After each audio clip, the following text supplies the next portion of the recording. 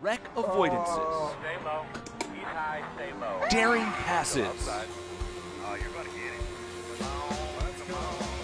it. silly jumps, Oh my god, a drive-through. the thrill of victory, They're against the wall. Good win, Mark. Stay low. and the occasional mishap. My sim crashed. This is the DMLC Racing Channel. A new beginning with familiar faces. For the first time, Lionheart is going back to its roots. 18 races to determine who is the best and the most exciting form of auto racing on the planet. 200-mile-an-hour Indy cars, inches from disaster or glory. There can only be one inaugural champion, whose name will be etched into the Lionheart history books. Find out next. The Lionheart Speedway Series, presented by DMLC Racing Channel, starts now.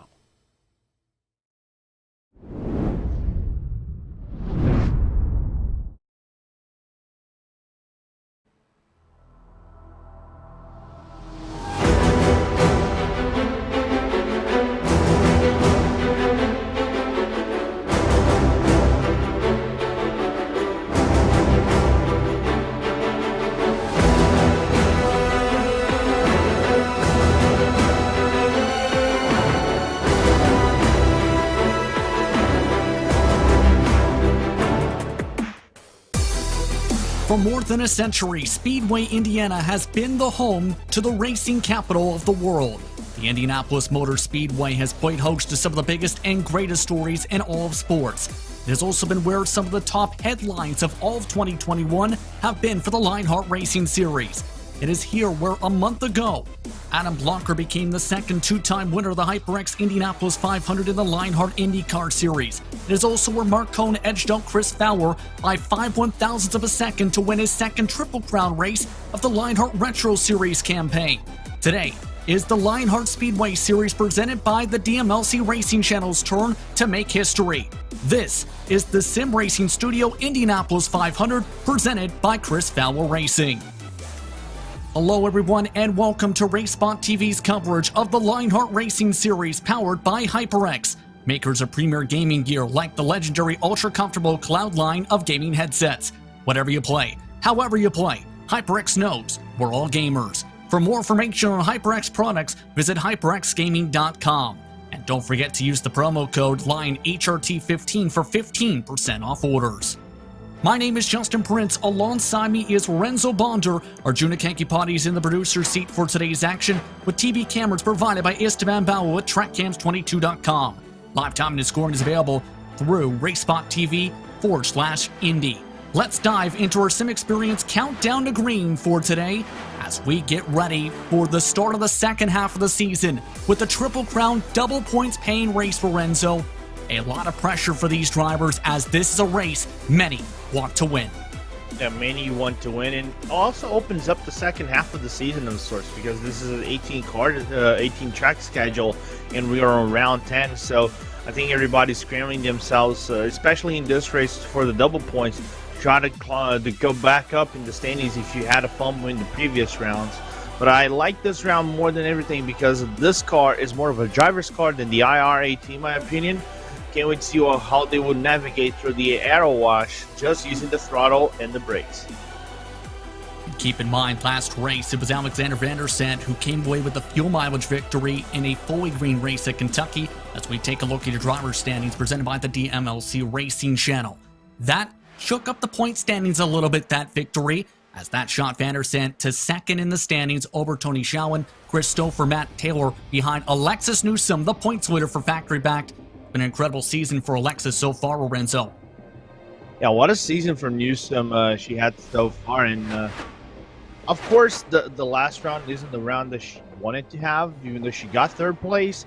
But nevertheless, it's something that we have to take notice of, and see a rookie leading the standings so far in the Speedway Series is nothing short of an amazing feat.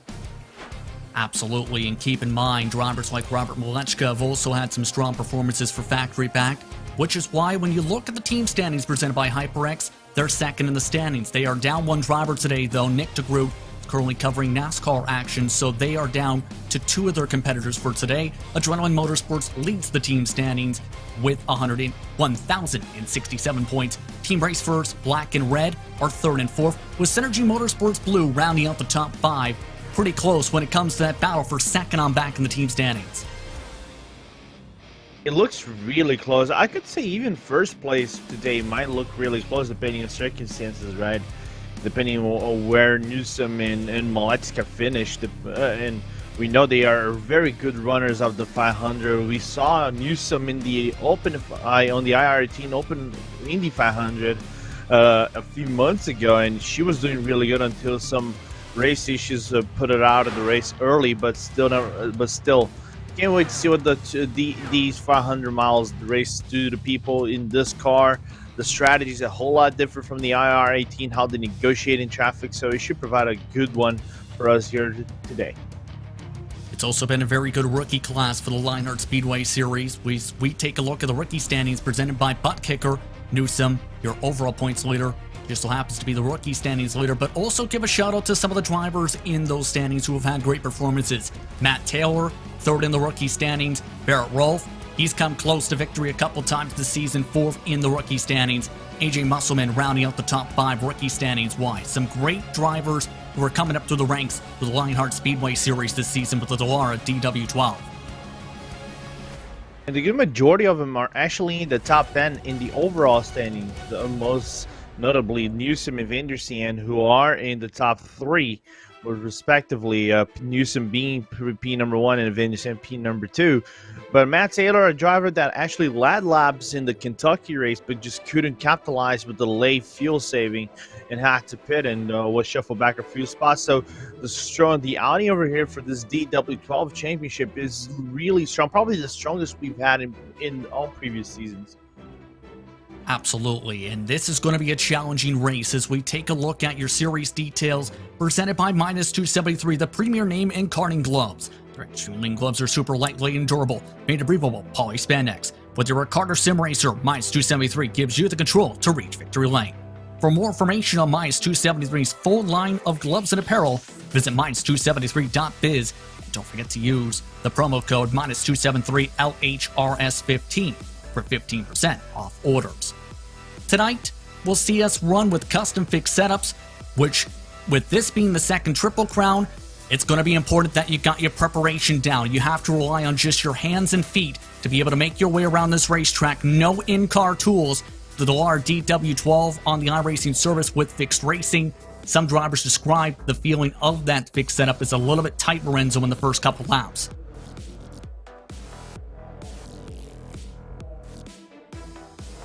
Lorenzo. Especially a lap 1 and when they go for the double file restart, where things can get real tight. We saw on the 500 in the IR18, we actually had a lap 1 crash with Brian Carey, and it was a little bit weird because the car got loose in turn number 1, and I can't wait to see how the DW12 is actually set up for these big arrow wash lap 1 while the tires still coat and how they go around the track, but will provide us some great action nevertheless.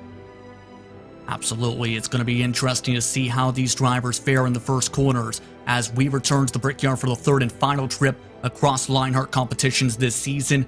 The inaugural Lionheart Speedway Series is 500.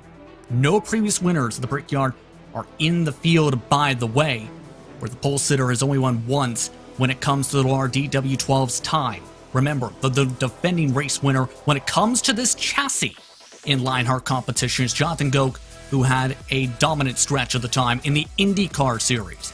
Back in his time, one of the two-time winners of the HyperX Indianapolis 500 on the IndyCar side of the bracket. So keep that in mind for tonight as these drivers get ready to race for 500 miles, 200 laps with the Dallara DW12. Different characteristics compared to the IR18 today. You know, it's a tricky one. First and foremost, I think the most important thing is no in-car adjustments, no weight jackers, no anti-roll bars. So that makes a whole lot of difference because you don't rely on, you know, the car making its auto adjustments, and it's not on the driver's side, it's more on the car side. So you have to now be more skillful on how to negotiate air wash and all these kind of things going 225 miles per hour. So it's a tricky one for me. Let's talk about this racetrack, Indianapolis Motor Speedway. It looks simple enough from a top glance, but this is a track that takes a lot of skill to drive around, Lorenzo. 2.5 miles, 4 distinct turns around the corners where you have to approach them in various different ways. And in turn, so many strategies can be made or broken by the cause of trouble here at this facility. Yeah, some could say it's the hardest ball dance you can actually have around in the world, right? Because the shallow banking doesn't help one bit. There's a certain rhythm how to negotiate this track, and doing for 200 laps is not easy. It's real hard. It's going to be very difficult indeed to make your way around this racetrack today. Open since 1909. And one of the largest facilities in the entire world when it comes to sports. A big facility and a big race, all set to host things for the Lionheart Speedway Series presented by the DMLC Racing Channel. And as these drivers get ready for today's action, let's go towards trackside for back home again in Indiana.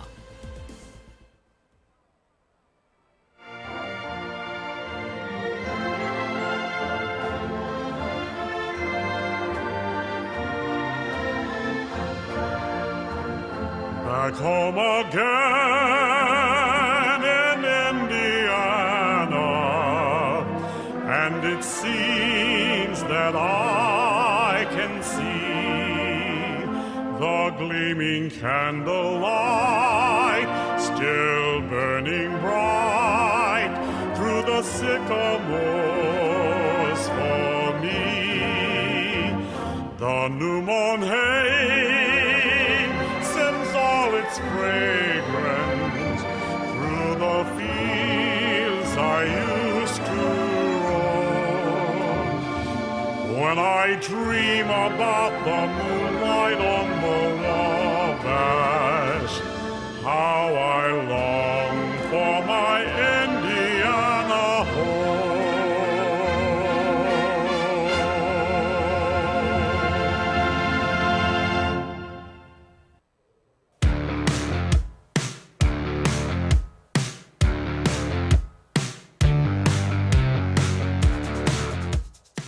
It's time to take a look at your starting grid presented by Butt Kicker for what's expected to be a thrilling race. It's Brian Beard who sets the pole time by 4/1000ths of a second over Joe Branch. Jason Galvin starts in third with Robert Malechka III rounding out the top 4. Craig Forsyth and Brian Yazik, who will be running in a one-off start today, round out the top 6. Alexis Newsom, the points leader, starts in 7th with Chris Stouffer in 8th position, with the Muscleman, AJ Musselman, in 9th position.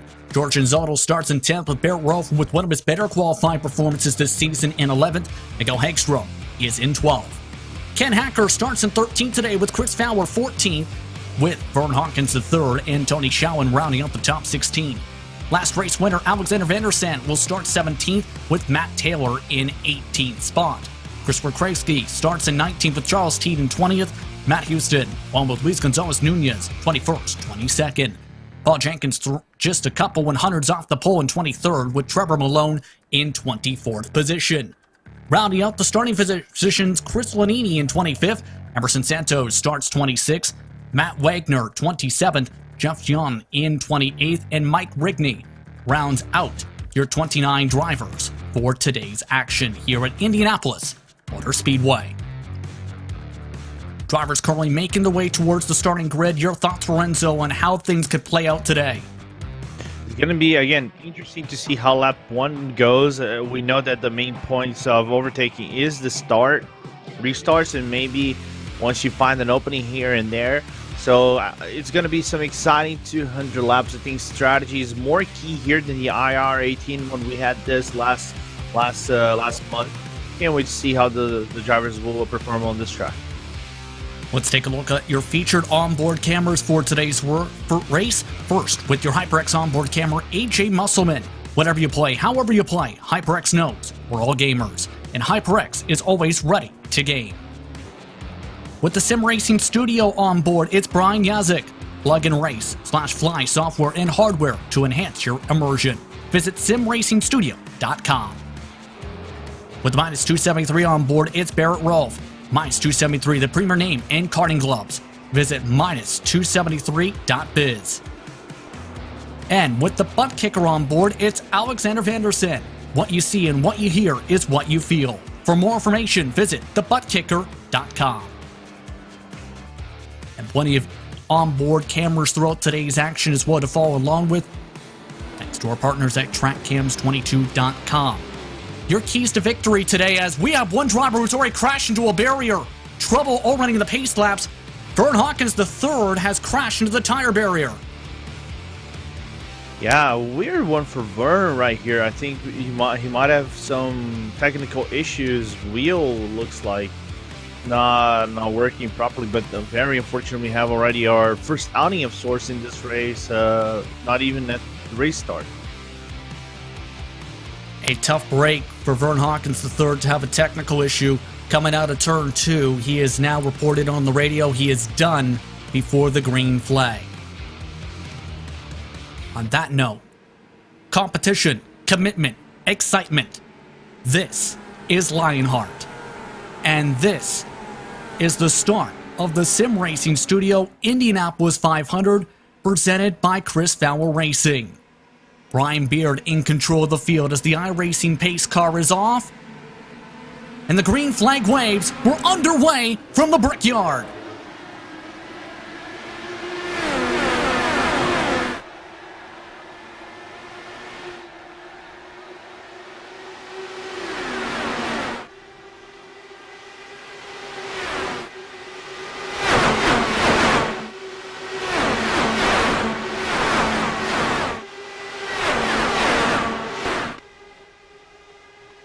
Side by side down the back straightaway for the race lead already. Joe Branch takes the point away from Brian Beard. Jason Galvin trying to make it side by side into turn 3. They go back single file for the first run up to the start and finish line.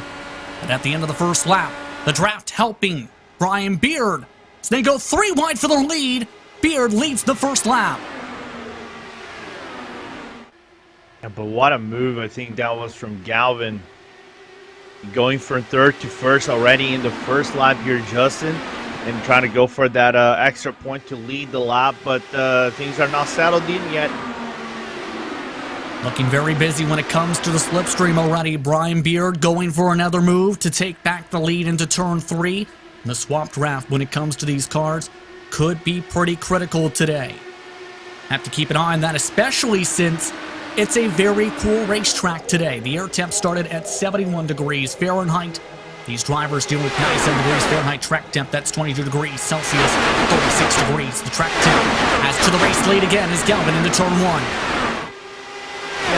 what that will do, Justin, for the cars, I think we have a car going off in turn number 1 and 2, but that actually helps the tires not to overheat them, especially during the long run. So as Brian Beard goes on the inside again, that will help out the wear of the car so we can push more.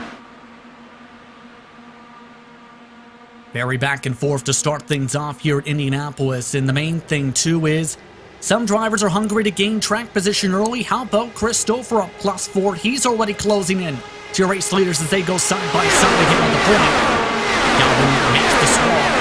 That time by, he got the lead lap of the stripe as we follow along with Stouffer. And for now, Adrenaline Motorsports having a really good result here. Branch P3, Stouffer P4. I'm just trying to see where the other driver of the team is actually at right now, which is Tony Xiao. And Tony is still trying to scramble himself on the track, but so far, 2 drivers in the top 10, that's really good. And better than Alexi Newsom in the factory back team. Usually track position very critical when it comes to a race such as this, especially with that swap draft that can come into play early on for your race leaders. Saving is going to be also critical. We'll have to see how these competitors fare out in these first stints. After all, the stints today are estimated to be about 30 laps or so on the fuel runs. Yeah, not as far as the IR18, where they can go up to 29, between 29 and 35 laps, 36 if you go for the Alexander Rossi strategy of fuel saving. But you can see now, battle for P8, 9, and 10 is where also things are getting a little bit funny as well, because Newsom Anzaldo, Barrett, Rolford trying to negotiate for a spot in the middle of the pack. And Rolf thinking about a peek right now to the inside for that 9th position. Not able to get a run, though, that time down the straightaway as all the drivers line up single file. One driver nearly scraping the wall was Craig Forsyth. Let's take a look at what happened, by the way, to Vern Hawkins III. Should be worth noting, he is back on the racetrack, but he is 2 laps down after this issue coming out of turn 2 on the pace lap.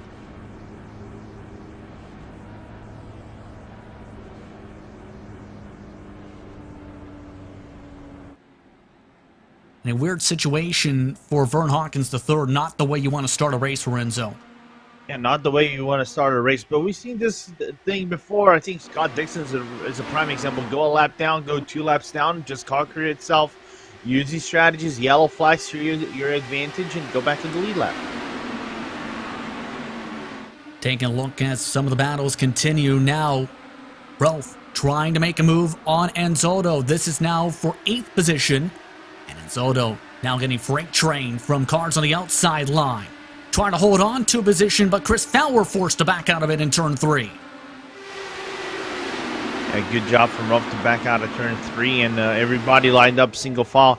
I think this car is a little bit easier for you to overtake than the IR-18, how the aero package works. It's still a hard car to negotiate because you don't have those in-car adjustments for you to negotiate properly. The overtakes go up in the weight jackets and things like that. So it's a tricky one, but again, if you have a good run, it's easier to overtake than the IR-18. Absolutely, this is going to be intriguing as things continue to stay active at the very front. Brian Beer just swapped for the race lead again. Joe Branch continues to hold on to the 3rd spot. And at this point, what can Joe Branch do to make sure he doesn't overcook his tires, knowing he's in the dirty air of the cars in front, and it can be difficult to build up a run when they continue to swap like this up at the front in front of him?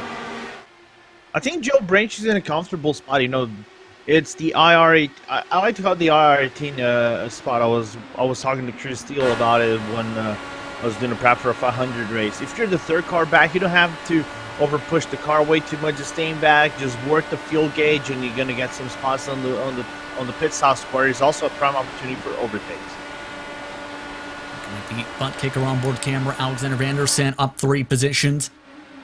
One of the drivers trying to watch along as some of the drivers are starting to utilize a bit of the top line. Some by force, some by choice. Chris Fowler that time trying to utilize the top. Of course, a bit of shuffling behind as Vandersen tried to peek around the outside of Tony Schauwen, backed off, forced to check up, and Schauwen backed it up a lot through turn 1. As Schauwen is trying to claw himself up in the stand, he's trying to get within the top 10 and make it through adrenaline. All the adrenaline motorsport drivers be within that top 10 and making the life of factory bank drivers not easier tonight. As you guys see now, the number 20 of Chris Fowler trying to have a look on the inside of Jorge Anzaldo, but just have no room to work with and go for that overtake. And it seems at the very least in the early going, if you're on the bottom for the corner entry, you're in a good spot to potentially complete the pass as long as you're able to get enough of a run to get fully side by side. But if you're on the top line by the corner entry, that's where it seems you go backwards, Lorenzo, in the early going.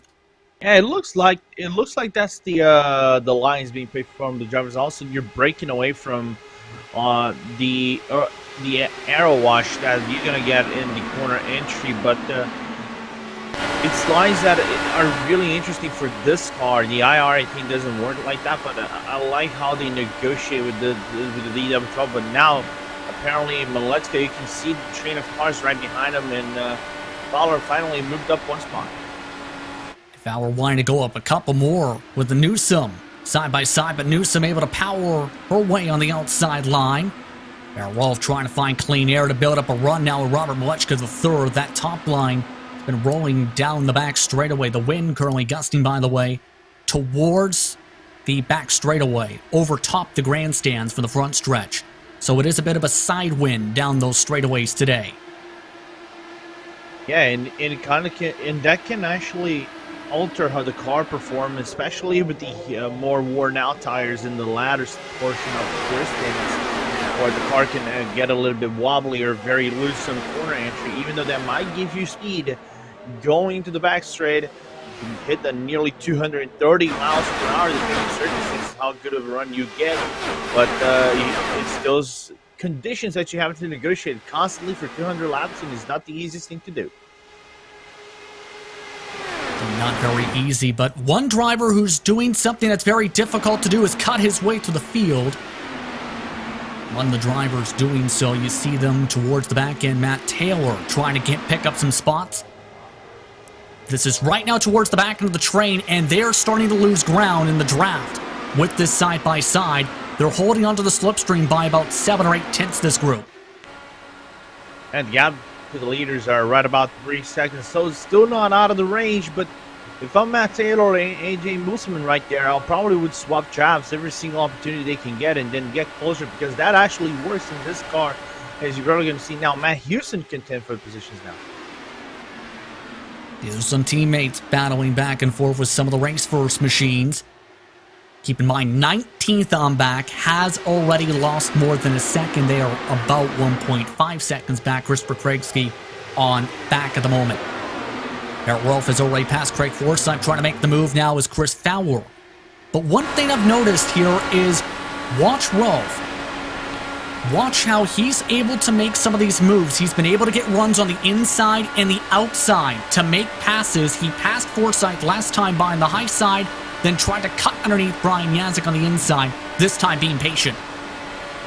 And this time being patient, but what a start from Rolf once again. You know, we often talk about Rolf not having the best qualifying positions, but on the race he makes it up always. And I mean always. That happened last time by, and this time again it is happening, going from P11 all the way up to P6. What a start from the number 33 driver. Seems some of the other drivers starting to pick up on that with most quality skies, with the track temp still staying fairly cool for today. Already about halfway through our first fuel run of the race. And when it comes to the strategy, of course, we talked about the fuel stints already on how you want things to break down, but how do you try and make sure you hit that magic number? Because the range drivers are expected to need to get to make it to the end today, about lap 170. How do you make sure you get that number for today? It's a tricky one. You might have to overextend some of your pit stops. Going 30-30-30 will get you by 150 by your second to last pit stop. So you're going to go on 180 and basically short fuel the car about a third of the city. You're gonna have 2/3 of a fuel in the car. As you see Barrett Rolf going on the inside now, the number 55 of Brian Yazik. But let's see if he's gonna get the run to actually make that overtake. He's working hard to it. So overstretching the runs and counting the L5s might be the way to go, Jesse. Yeah, some of the drivers I spoke to mentioned any yellow flags can obviously scramble the strategy. Some of the drivers hoping to get some luck when it comes to that. Should be worth noting that they have stopped swapping for the lead for the past little while or so in front of all this. Brian Beard has now maintained about a 0.27 second gap for the rest of the field. For the time being, you see them lined up astern, while Yazik tries to find a hole back in line. And it looks like the swapping hasn't worked in terms of, you know, the strategy of having two cars break away from this pack and basically fight it out for themselves. Unfortunately for them, for both Galvin and Beard, that has not worked because Branch and Stouffer are right on their tail wing. 0.2 seconds behind him, 0.4 for Stouffer. So while you're trying to save fuel with that strategy, the real mission with that is trying to open up a gap, and that has not worked. Lexus Newsom, meanwhile, has been struggling a little bit to start off this race, a -3 in the first 19 laps of this race, coming up to the start of lap 20 this time by. What do you think's going through Newsom's mind, knowing that she's dropped back? On the bright side, though, is working with the teammate right now in line. Yeah, she's working right now with Maletska right ahead of her and Brian Yazik right ahead of her as well. I wouldn't be too concerned being 3 spots back this early on in the race. What matters is where you're at in the final pit stop. If you're far away back, you might have to work your car a bit more than you want to. And I was looking at the lead real quick here. It's getting interesting because Stouffer now made the overtake when Joe Branch in the previous lap, because Joe went for the overtake and just couldn't commit. Move Barrett Rolfe up 7 spots already in 20 laps. He is coming and quickly for that top 3. That's now put Joe Branch under attack by Craig Forsyth, but the problem is, better run on the high line this time. Chris Fowler has also been on the move, taking advantage every time Barrett Rolfe made a move. Guess who's coming next? Fowler, who nearly gets hit. Big checkup. I surely thought that would be a crash right there, no joke. That was within inches of the end plate of Craig Forsyth's wing. That's how close it got there, as Brian Yazek now makes the move to the inside as a result here for 7th spot. I think Fowler needs to thank the gods of sim racing that he's actually alive in this one, because not even a thought would go through there properly. What a close call between Forsyth and Fowler right there. That's broken up the pack a little bit by about 10 car lengths as they start swapping a little bit for that 7th position. They still are within drafting distance. That's the bright side right now, to be able to stay within range of the rest of the race leaders. You're about a second back. You're not all far back from the leaders so far. You're still within some contendable range from them, and work the draft a little bit more and work that fuel as well. And we're approaching already the start of the plane in about 8 laps, so it's going to be interesting how they shuffle up these things with 8 laps to go on their fuel considerably. We talked about this earlier, by the way, how the pack has broken up a little bit between 18th and 19th. That gap has increased to almost 2 seconds of note. Christopher Kreisky leads that second pack. These drivers are running upwards of 1 to 2 tenths slower than some of the drivers in front. Some of the other competitors are in the 40.5s. This group is in the 40.7s.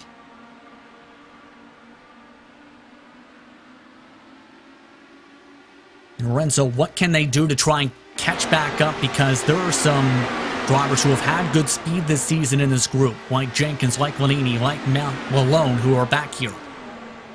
It's a tricky one. If you're already a second back, nearly 2 seconds, I would say I would be bold here. It's nearly impossible for you to catch up.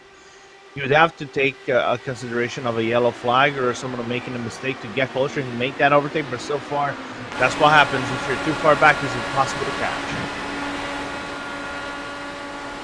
Alexander Van der Sant right now among the drivers who are still lined up astern, keeping things calm meanwhile, but it's also to where you have to wonder where they play things out to try and gain that track position. Seen several drivers in practice have different approaches for the pit entry here for today's race as well, Lorenzo. Some of them taking a little bit shallower, trying to keep it a little bit conservative.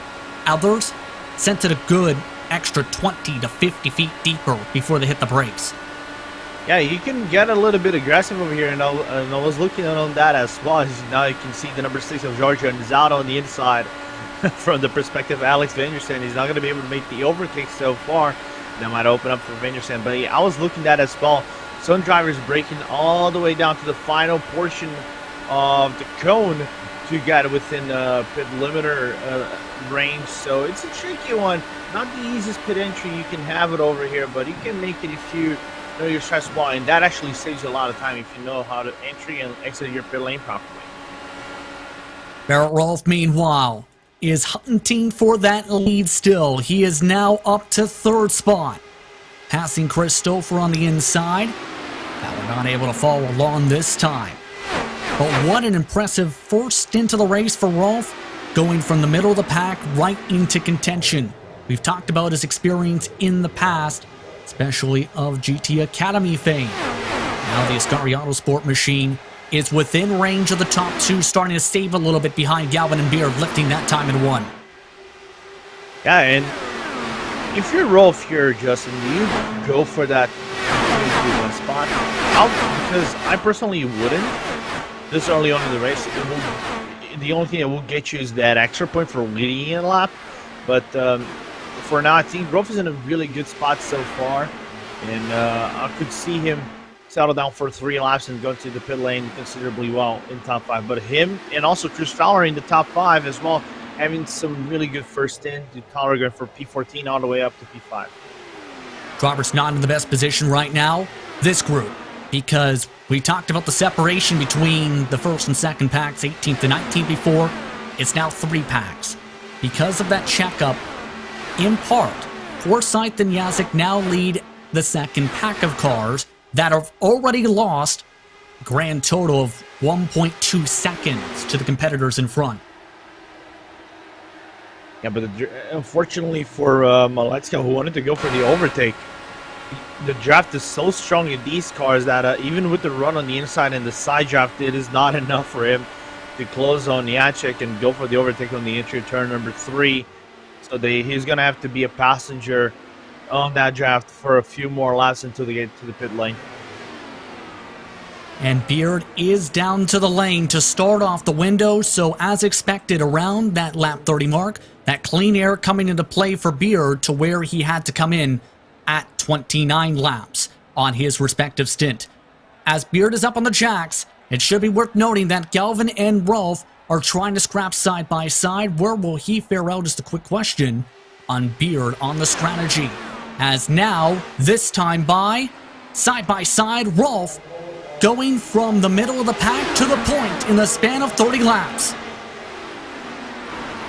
It's downrightly insane what Batter Rolf is doing. It's not hard for you to claw from outside of the top 10. Just be patient and work the draft and get on by 11 cars, 10 cars to go to the top spot. You can see him already defending the draft out of the drivers as they might go into the pit lane this time by or the next time by.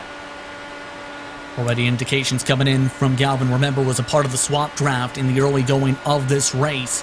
We'll see who joins Galvin. This time, no one from inside the top 5.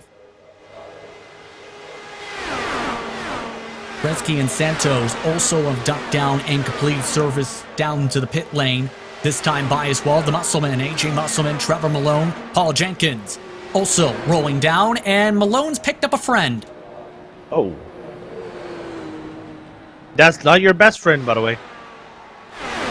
Yeah, that is the yellow cone that he has taken with him. As look at this entry, as to avoid a car, he takes a massive speeding penalty. What amazes me is the car control, the commitment, but most specifically the car control to keep it on track, because he came in real hot. That is obviously for sure speeding, which is a massive hold, will cost Malone at least 1 lap.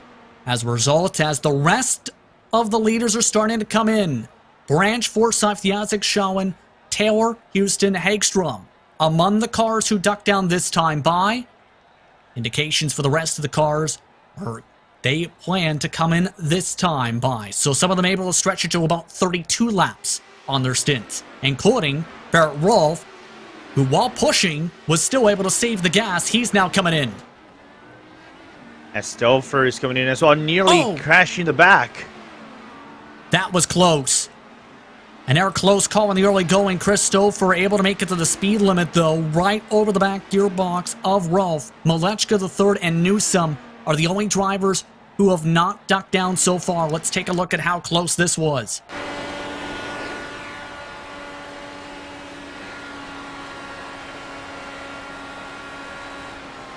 You can see the different approaches right there on the pit entry. That's a close call, to say the least. A very close call, as off and away they go. As a matter of fact, it's Stouffer who gets the edge over Rolf on the pit lane, coming off side by side at the commitment cone. So Stouffer has cycled in front of Rolf. Malechka III has ducked down. Newsom able to continue to stretch for run, it should be worth noting, it appears. The Solwell Brian Beard has cycled right into second position, right between Stouffer and Rolf. For green flag perspectives right now, Justin going 34 laps on the gas, it's the ideal scenario that you want to. If you're still fast in it, and you're still going for 34 laps, you can get real close to that 170 threshold when you come to the final pit stop. So for now, Newsom with a really good job on the field and stay within relatively good spots on the top 10. I can't wait to see where she gets cycled out once she's done with the pit lane, though. And for some drivers, their goal is to split this race up into quarters. Others like to wait until the final 50 laps before they make their charge.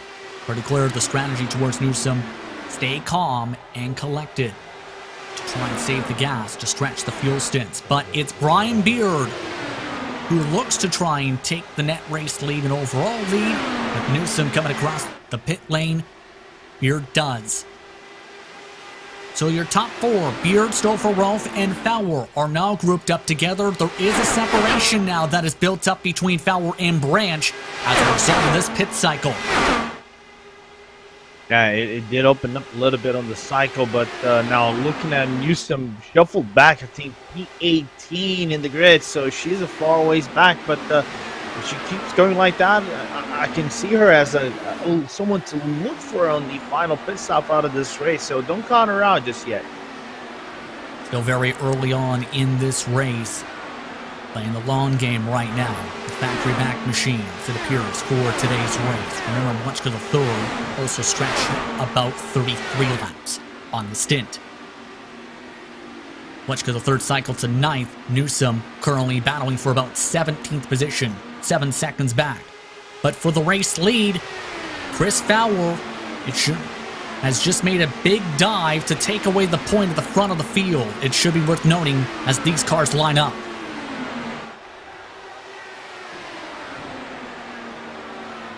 And a massive dive for Fowler.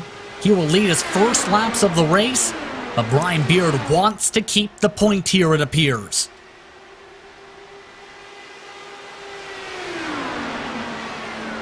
Yeah, and the swap has begun once again right now. You have this 4-car pack. You can actually have 6 depending on how Joe Branch and Brian Yachik want to be aggressive in it.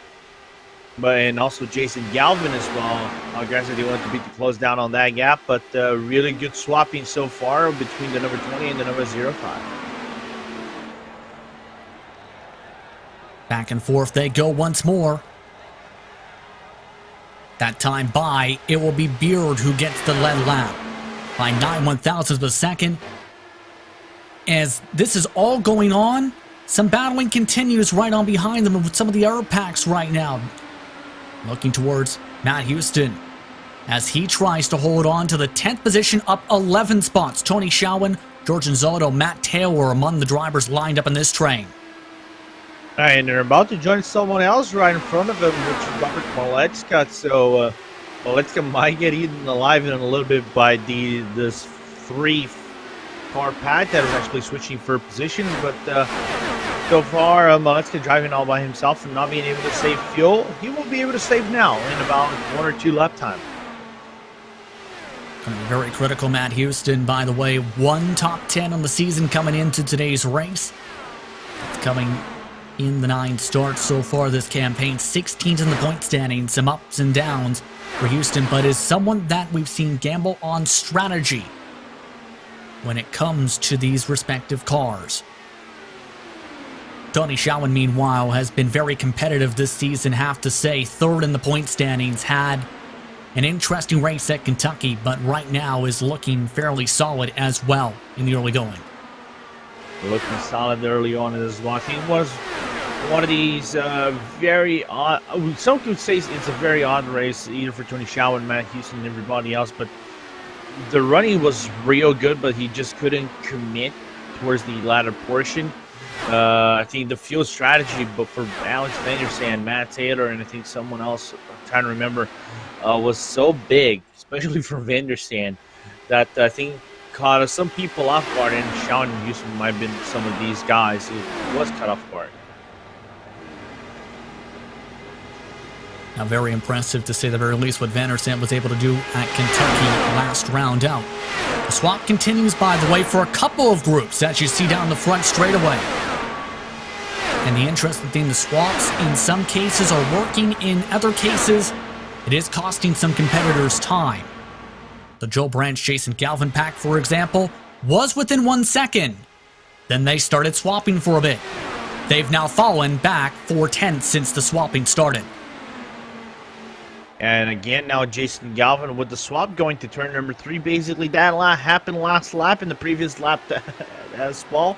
So I think that is not helping in the long run for them, even though they are saving fuel. There's saving that slight bit of fuel, but I don't know if they're going to be within equal conditions as the rest of the grid is actually on right now. But they can get, again, within that 1 second, they can start dreaming and becoming closer and closer and together with that front pack. Keep in mind, it's an art form, Lorenzo, to be able to properly get the swap, because if you do it in the wrong spot, it costs you a lot of time. That's why drivers try and line it up for the entry into 1 and 3 here. Yeah, it's a funny thing, right, Justin, where people say, oh, you're losing 0.2 of a second, 0.3 of a second, as we're seeing now, I think, in the back. Another swap for position, I think that is Fowler's being switched by Brian Beer, not in the back, but in the front, by Brian Beer taking the lead once again. But yeah, it's a false dance that I like to say. You know, you have to set your steps right. If you don't set your steps right, losing time is big in this track, even though could be minor stuff. Here, those minor stuff are big if accrued properly in the track. Looking back at Vandersen, has lost some time to the cars in front, now in the battle for 15th with AJ Musselman. See the butt kicker on board, looking back towards Musselman. These cars have picked up some time over Alexis Newsom and company, running the 40.6s.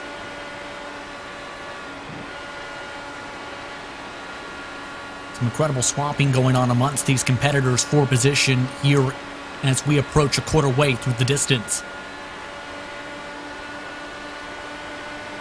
Compare that to the cars in front, by the way. It should be worth noting Fowler and Beard have now stopped swapping for the time being as Vandersen swaps his way back into 15.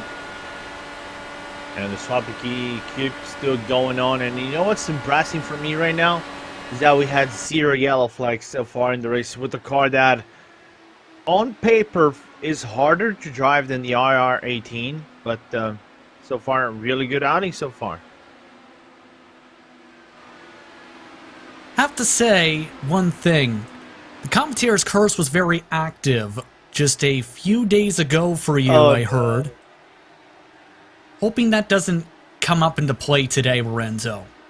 I had a few beers prior to this broadcast yesterday to try to make up for what I'd done at the ISLWC, but let's hope it doesn't happen over here. Otherwise, I think you're gonna have a lot of pen and smoke to do. It got to the point where it was put in the post-race story because it was lined up so perfectly for that respective race. Because you started singing the praises of one driver, around they go. Yeah. Oh, yeah. What can you do? Sometimes it's one of those days, right? You don't have it in your way. What can you do? I can take the flack. Swapping, by the way, has picked back up between Fowler and Beard. Beard now has lost a little bit of time with that swap that time. And to get back to the conversation about swapping back and forth, the key to the swap, of course, as some will tell you, is going to be the speed too. Because if you do it properly, you get good speed. You get the run too late, it costs you speed. You get the run too early, then it costs you speed potentially as well. And these drivers have been able to break away as a result of the swapping properly, as now Fowler has now been able to build up enough of a buffer where I think the swapping has settled down again. Yeah, it's one of those things that if you really want to go for the swap, there are boards on the Indianapolis Motor Speedway. I think in the front and the back stretch, it goes from 4 to 1 every meter. I think it's 3 to 1, apologies, which gives you kind of an indicator. If you really want to go for that overtake, just be within right around the 2 board on the inside, ready to make the move. Otherwise, that is probably in the real danger of you losing time whenever you make that swap. Absolutely, and keep in mind, as we talked about, it has been working out for Galvin and Branch so far. Forsyth and Yazik have also lost time in their swap group. All of the race leaders continue to turn the fastest lap times on the racetrack in the 40.5s. Take a look at Yazik in the Sim Racing Studio on board. Continuing that swap with Craig Forsyth. Give a shout out to Yazik as we talked about a one-off start in the series for today. And running in a special throwback paint scheme for this respective race as well. Throwing back to Gordon Johncock's 1982 Indianapolis 500 scheme. It's a scheme that he said to me earlier in the week that has stuck out to him over the years, where he loves the story in the finish to that respective Indianapolis 500. And Tyler Graff was the one who was able to design this car for him. It's been an impressive one-off so far for Yazik in this race. Yeah, and Yazik is one of those drivers that I wish we could see more out of him over here in the Lionheart series. We know he's one of the best drivers that came into the Lionheart series. Multiple race winners, so he's a driver that we should be looking for in this race, even though he's still in P8, a bit back from this four-car train and delayed. It's a driver that we should not count out in this race so far. If I recall correctly, in the previous season, I think he was a runner-up or a pole sitter in the series. I would have to look that up. He's run a couple Indianapolis 500s in the official service as well. As that swap continues, you see down the front straightaway. But have to ask now, as we're already approaching the pit windows in the next 10 to 12 laps or so for some of these competitors, what can Brian Beard do to make sure he gets himself to 30-31 or 31-32 in terms of his stint? Because remember, he was the only driver to make it 29 laps, just 29, on his last stint after leading laps. Yeah, if I'm Beard, I probably wouldn't swap way too much. I probably would be a little bit back. Let Fowler take the toll right now of leading the race. And of course, it's something that you don't want to have, having someone else lead the race and try to accrue the laps led, because you get points for most laps led. But I think for now, that's the strategy Beard wants to go if he really wants to make it through 31, 32, 33 laps in the field stage. See how much he's pushing towards the back. Trying to build up a buffer, in fact, to Chris Fowler a little bit once more, with Chris Stouffer right behind. Barrett Rolfe, you see on board, also has just elected to stay in line this run. So being very patient, Rolfe, and just riding, knowing he's in good contention here with where he's at right now in the early going, as we've already passed a quarter way through the distance. I've seen these drivers going the extra laps. They're probably trying to fight for those 32 laps in the fuel gauge, going 32, 64, 100, 96, 128. Then you can start dreaming of getting 170 with some ladder runs in the second or third to last stints. But for now, if you get to 32, I think you're in a really comfortable spot going to the final pit stop, and we have to wait and see. It's the patience game, right? Yeah, absolutely. Yeah. It's like a chess. That best way you can describe it is a chess game. Chess versus checkers, indeed, when it comes to that. You don't want to end up playing checkers and trying to lead every single lap. Worth noting, Chris Fowler has now built up a 0.3 of a second gap to the rest of the pack. The draft distance is about 5 to 6 miles an hour, and now some of the drivers are starting to push. Chris Stouffer now up to second position with that move. Barrett Rolfe also, we've seen a couple laps ago, tried to make a move on Stouffer, now wants to pass Beard as well. Not enough of a run for Rolfe, though, electing to save the fuel this time for the corner. Really backed it down.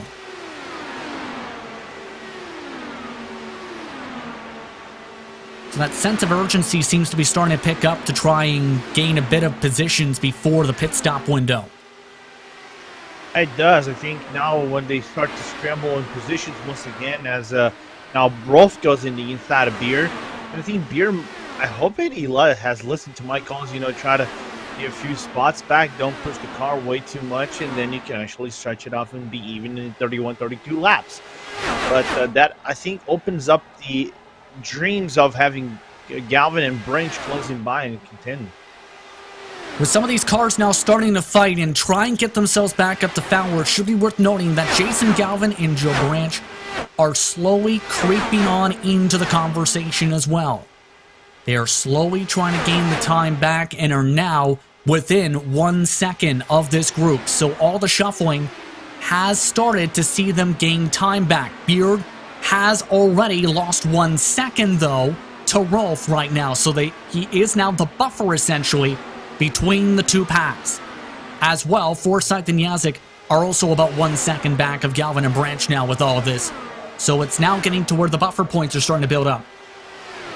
Yeah, and that's a good opportunity if you want to keep Beard away at bay, right, and not having him go closer and closer, as Galvin is 0.7 away from Beard. Then it's going to be interesting how Galvin is going to be aggressive, trying to close on Beard, and if he's going to work with Beard to save the fuel out of the number 05 car.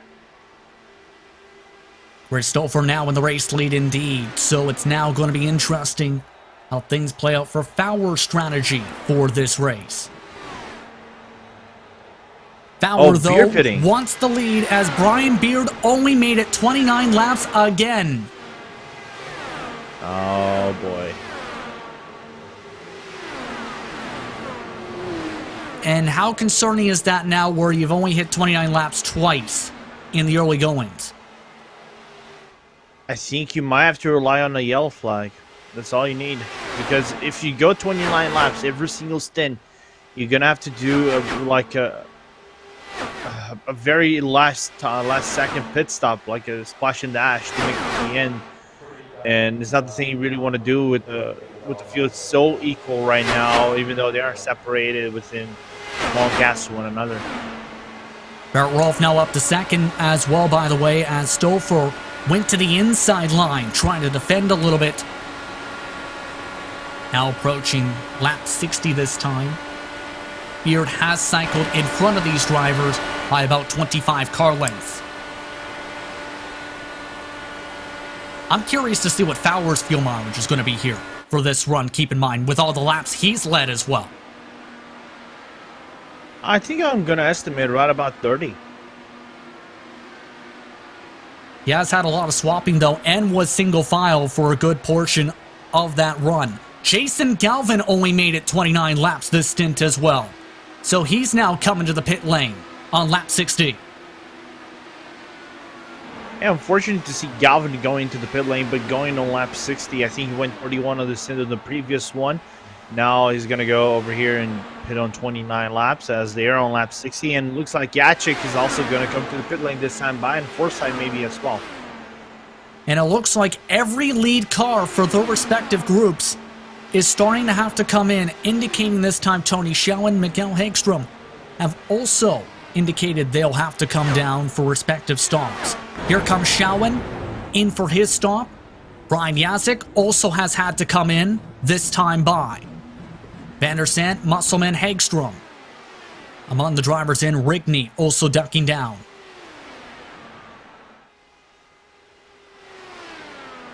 And with Chris Fowler now reaching 29 laps this time, we'll see if he can stretch to 30, Lorenzo. Yeah, but I can't wait to see what Newsom does. She's on 26 laps. She's 3 laps less than the guys in 2 laps less than the guys in the lead path, even 3 if you counted the lap as well. So it's interesting if she's gonna go for that big fuel range once again. She might get cycled back, but anyway, again, this is starting to become instead of a gap battle, a fuel battle of sorts, as they are about to go into their second pit stop in a little bit. Barrett Rolf, now your race leader with the draft by Chris Fowler, that time by into turn 1. Stouffer stays within half a second of this group. Cycling just in front of this group as well was Brian Yazik. Chris Fowler's indicated he's having to come in this time. Malechka the third only made it 29 laps after stretching it to 33 last in. Malechka the third's indicated he'll have to come down. Joe Branch coming in this time by as well. As you see the drivers now peel their way down for additional pit service. Rolf and Stouffer continue to charge along, one with Ken Hacker, George Anzaldo, Newsom, Wagner, Lanini are also yet to pit for service this stint. And I think what's going to work for Rolf a little bit is that he has Jacek right in front of him. He's not a slow driver by any sense whatsoever, right? He can actually hang back a little bit, save the most, so he can actually try to save. He's on 30 laps right now. I don't think that Rolf will be coming into the pit lane so far, but you can see he's going to stretch it out maybe 31, 32 laps, and that's what we want to see on the fuel range if you're looking to 170. And lap traffic is fighting right in front of the leaders.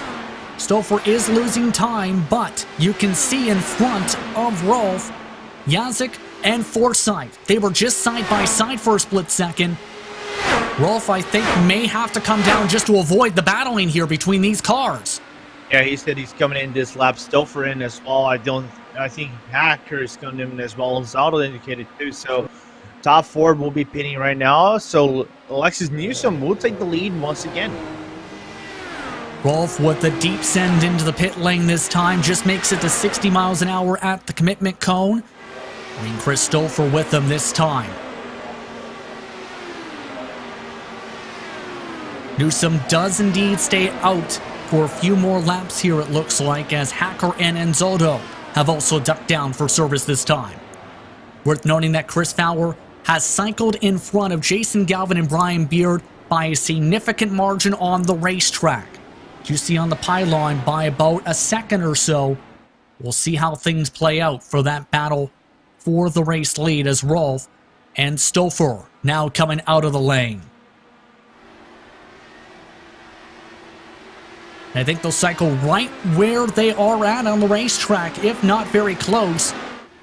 Rolf with a big advantage. That's Chris Fowler right there, coming right there. So Barrett Rolf has cycled to the lead in a big margin with Newsom in the pit lane.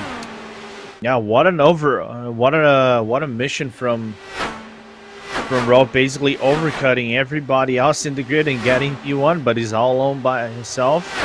But he'll eventually get caught up by Fowler and Stouffer eventually. We'll give an update on Newsom in a moment. We'll see how Newsom fares out. Where's the potential of bad news? We are hearing it looks like technical issues may have struck for the series points leader. Right in the midst of the pit stop window. Unfortunate for Alexis. Wow. Worst case scenario right here. And that's going to blow the championship wide open as a result, potentially. With Newsom already falling down the pylon.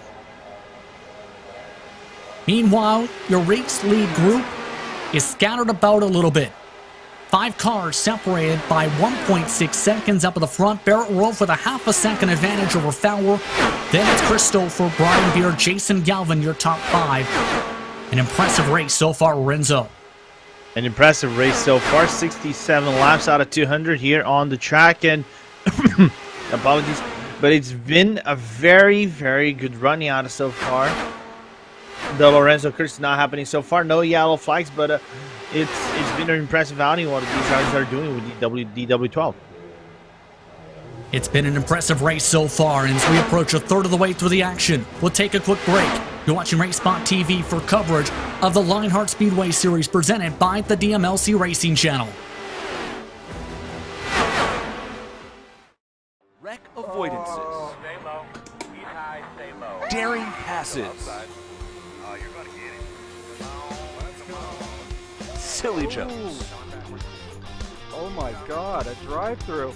The thrill of victory. They're against the wall. Good win, Mark. Stay low. And the occasional mishap. My Sen crashed. This is the DMLC Racing Channel.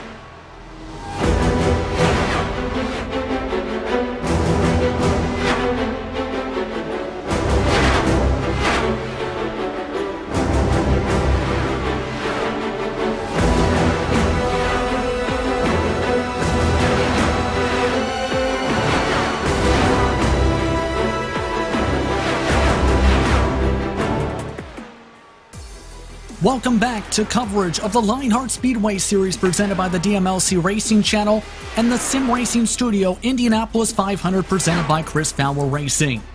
Justin Prince, Lorenzo Bonder with you, Arjuna Kankipati in the producer's seat for today's action as the lead pack has condensed down to about 0.7 of a second for the top 5 cars.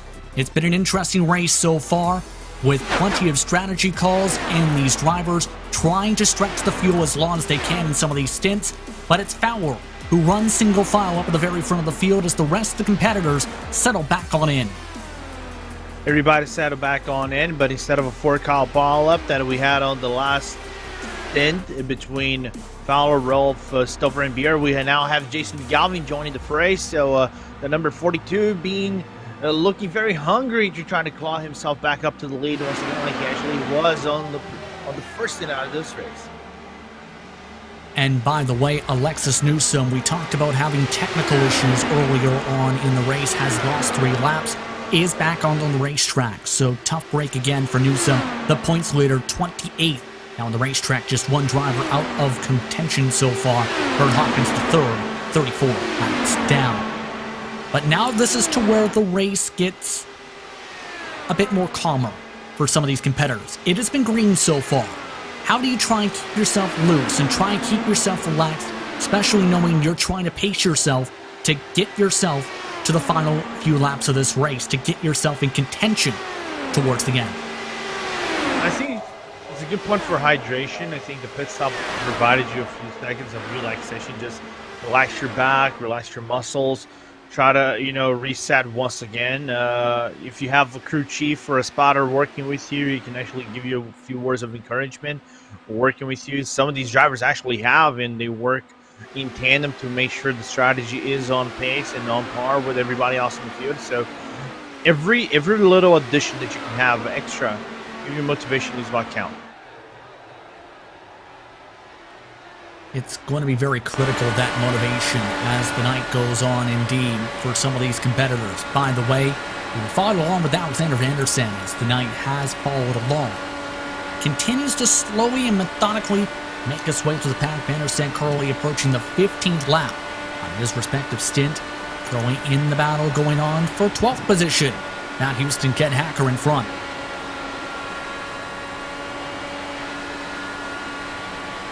You can see the line being taken by Vandersen, trying to find the right line. Keep it smooth, keep it calm, and keep it patient. To be able to put yourself in a good situation, after all, it's very difficult to be able to make the move when they're side by side and swapping like they are in front with the dirty air.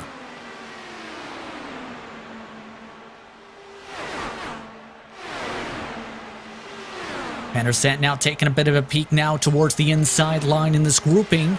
Wanting to get a slingshot around a couple cars, makes it side by side for 12th spot. Better run though for Hacker this time of the high line.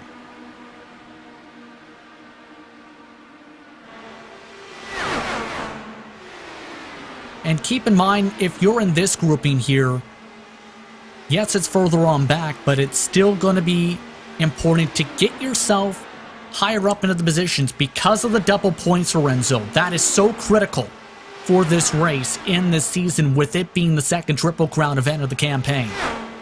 Yeah, and I think for Vandersen, it opens up the whole championship, doesn't it? Because you know that your direct competitor is in P28, second to last, 3 laps back. So but I think for Vandersen, it's the moment of, be more aggressive, claw up yourself a few spots in the gridding, hope that a yellow flag comes up, then you can actually reset your strategy and go for more positions and get within top 10. Interestingly enough, Vandersen actually joined Newsom as teammates on the open setup side of the iRacing platform, so an interesting thing to note amongst those respective competitors. Meanwhile, towards the front, Joe Branch, Craig Forsyth, among the competitors trying to close back up to the top 5.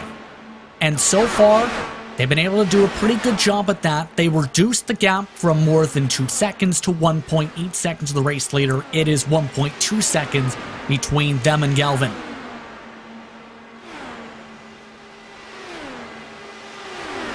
Yeah, For now, the tricky for Forsythe and Branch to get closer is do not overtake in the wrong spots out of the track and work the drive appropriately. Just try to run some different lines so you are not within the arrow wash of the driver ahead of you, and then count with a little bit of luck to get closer. But the gap still doable. 1.1 seconds separates for now Forsythe and Galvin.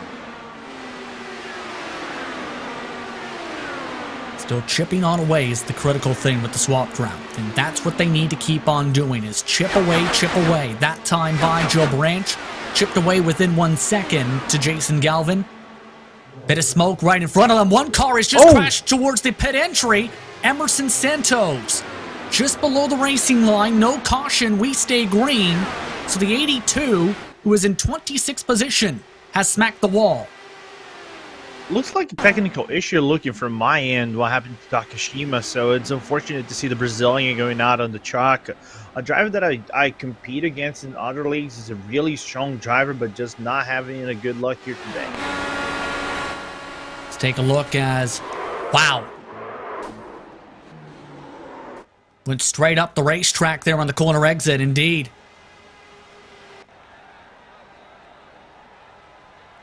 Very tough break for Santos. Now that machine has gone onto the tow truck. Oh, wow, the race lead is changing hands. Chris Fowler to the point. Fowler to the point, and Barrett Rolfe will actually contend for that, but running a real wide line into turn number 2. Will get the running. There's a driver right ahead of him, which is Alexis Newsom. She will be 4 laps back, and that just gets worse and worse for the number 63 car out of the point standings leader. So a little bit of a nightmare scenario for Newsom so far.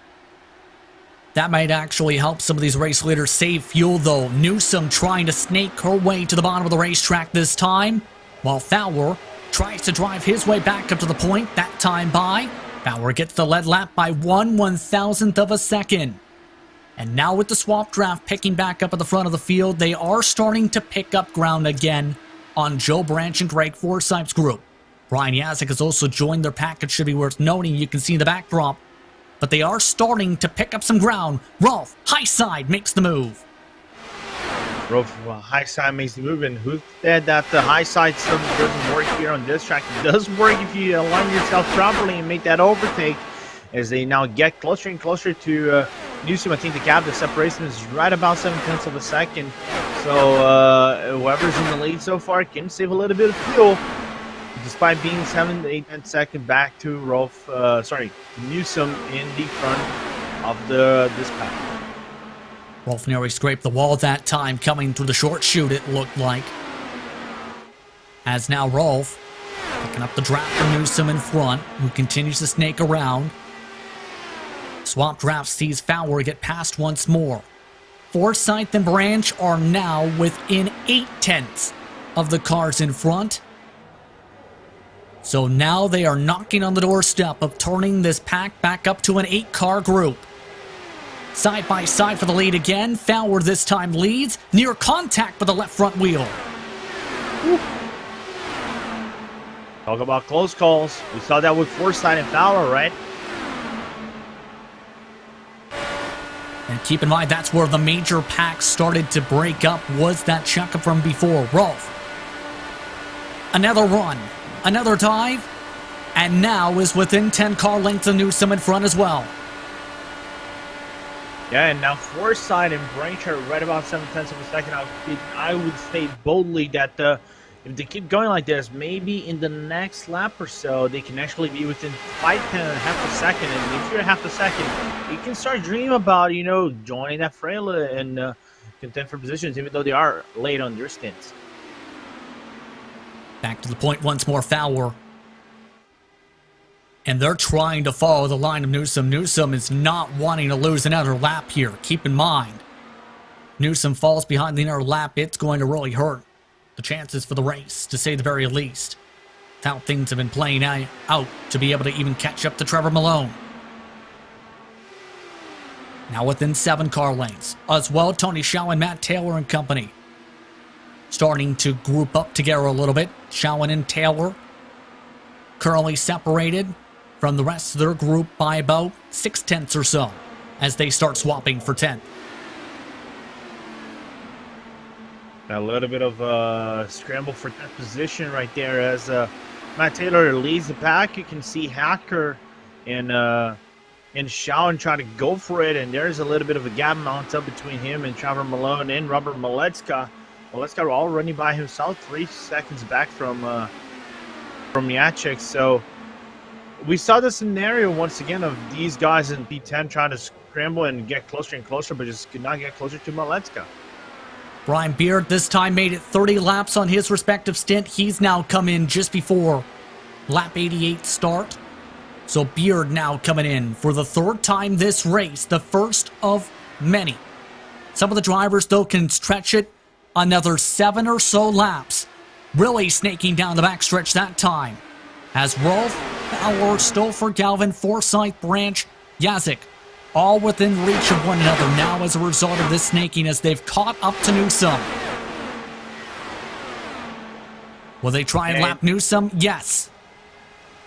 And no swapping whatsoever from Forsyth and Branch on the last few laps. They've calmed it down a little bit, but now Newsome has hooked up with the race lead pack. How does this change things, Lorenzo? It's going to be the interesting mark if Newsome can make a swap draft. Well, she's not obligated with the blue flag, so she wants to go back, and she will actually attempt to go back for her lost lap. She would go for it, and that makes things interesting for Rolf, Fowler, and Stouffer. That might bring Forsyth in that three-car train right behind them closer and closer. Going to be very critical now for this battle for the race lead. This time, Fowler tries to build up a run around Newsome. Forced to lift this time into turn 1. Rolf holds on to the lead and now has a buffer car. Of note, Hagstrom and Rigney have both ducked down this time by. The gap has increased again between Galvin and Branch as well to more than 1.1 seconds. Newsome going for the swap this time. You can see Fowler trying to follow her line and get closer and closer to Rolf. But the run that Rolf will have on the outside of turn number 4 will be so big once again, and that will bring the cars closer and closer. Galvin has come down this time by 31 laps on his respective stint. 4 drivers also coming in that time. Tony Schauen, Vandersen. Luis Gonzalez Nunez with a quiet race has also indicated he plans to come down this time. Some of the race leaders planning to join them this time as Newsome and Rolf continue their swap.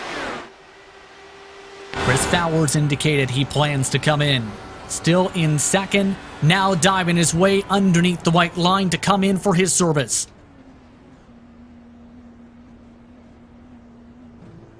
Forsyth and Jacek also joining suit this time.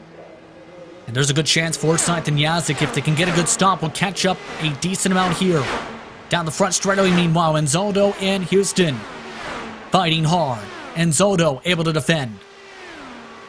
Yeah, you can see Enzotto being able to defend that inside line from Matt Houston, and Matt Houston not being able to overtake whatsoever. And they're probably going to go, I was going to say they go reset on the battle, but they're short. They're due to come to the pit stop, especially Houston. So I'll not be surprised to see Houston, as he already indicated, he's coming into pit this lap. We've seen Brian Beard a moment ago. We'll see where he cycles compared to Fowler, who is already through turn 2. As a matter of fact, Beard cycling right behind where Galvin, Jacek, and Forsyth all are. For Beard, it was a 9.9 second pit stop. One of the longer times in the lane so far in that stint at 35.2 as well. Yeah, so far, his lowest pit stop under green, I think, was from Houston with her first pit stop, 39 seconds total, 9.9 in the lane. So that's what brought her back to P18 when she was cycled out after going 34 laps on the gas. So, while it was unfortunate, sometimes it does happen. You don't get the exit that you really want on the pit lane. It does happen from time to time.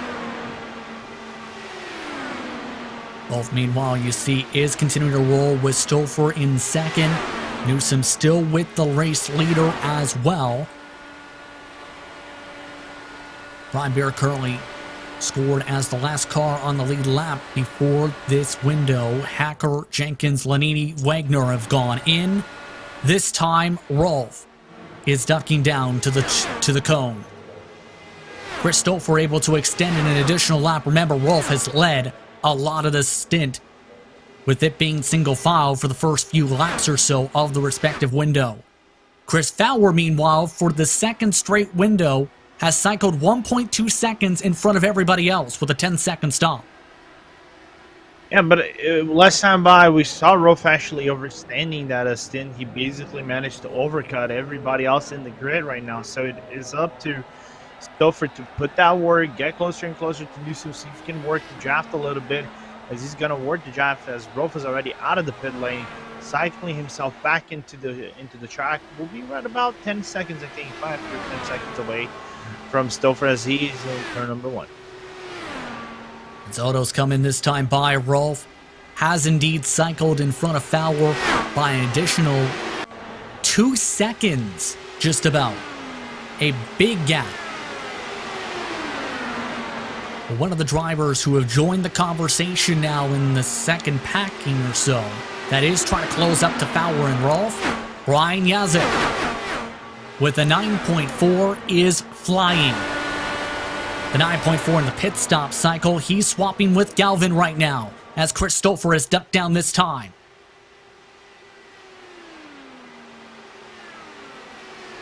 An incredible race from Brian Yazek, to say the very least, here in this one. Yeah, the number 55 is doing an amazing job so far, keeping with everybody of the leadership. Who will swap now with Galvin going up a spot on turn number 3. And the thing is, Lorenzo, he wanted his goal to finish all 200 laps, wherever they may be. His plan, break the race down into 50-lap quarters, trying to slowly climb the pylon, and put himself into the final 50. He feels if he can get to that mark, we'll have a shot. He's already in a decent spot to have that shot if they can close back up to Fowler and Rolf.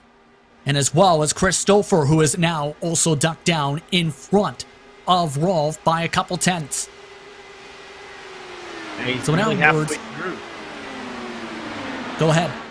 No, he's nearly halfway through with this goal of, separating 4 quarters. He's on the end of his second quarter right now. Side by side. Now for the race lead. Rolf takes the point at the stripe.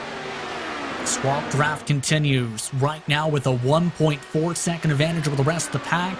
We'll see where the timing fares out. Last time, Rolf, a 40.764 to Fowler's 40.649 on the stopwatch. Some of the drivers went as fast as the 40.3s, in fact, in this entire string of cars. And no 39s, and I think 39s over here will be very difficult to achieve because you would have to go into quali setting, and remembering this is not open setup, this is actually custom fixed setup, which for race pace might be a little bit more secure than qualifying. This 39s, it's a hard reach, to say the least. A very hard reach. Only 2 drivers have achieved that goal of the 39-second bracket so far in their high 39.9s. Rolf and Fowler. And Fowler has been caught by that big grouping of cars of Yazek, Galvin, Forsyth, Beard, and Branch. Stouffer has settled on in as well behind the other cars. Newsom has been picked up by the lead group as well. So the fuel-saving games now continue as we are now at the start of lap 100, halfway this time by.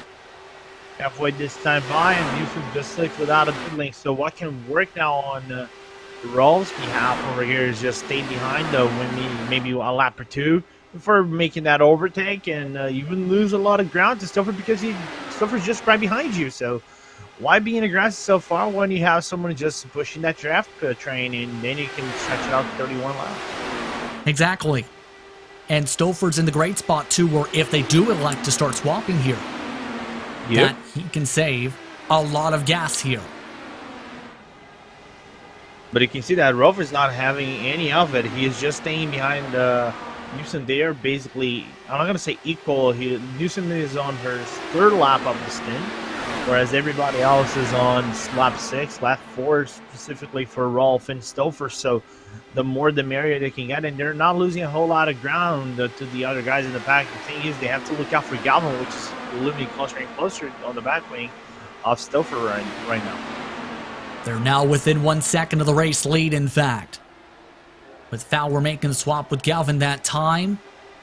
And we'll see if Galvin elects to go for the swap this time. Yes, indeed, gets the big run down the front straightaway. And these drivers are recording 40.2s at the moment and are within drafting distance of the top 3 cars on the track in the top 2 for position. You already can see them nearly with the wing in the frame right now. So it's now a question for me of how Galvin, Fowler, Jacek, Forsyth, and everybody else negotiates this. What was a 4-car train at one point, now a 5-car train, and now it is a 7-car train of sorts, trying to negotiate in terms of fields and things like that. It's going to be an interesting one for this stint. And here comes Galvin. Now he's caught up. Going for the move that time for second. Not able to get the run, though, on Christopher. He needed force to really back it down to avoid contact with the wall in the short chute. This train includes 9 cars, 8 of them on the lead lap, stretching back to Joe Branch now. Couple drivers trying to take some peeks now in the pack. Forsyth trying to make a move underneath Yazek, couldn't get it to go. As still, Galvin wants to build up a run, it looks like. And Forsyth running up real high on the wall, nearly get close to it as Galvin goes for it once again. And Galvin goes for the race lead, trying to clear by Newsom. The factory back machine on the high side. Newsom not backing down though as Galvin runs near the rumble strips. Galvin forced side by side with the lap car, able to fill the hole and take the point.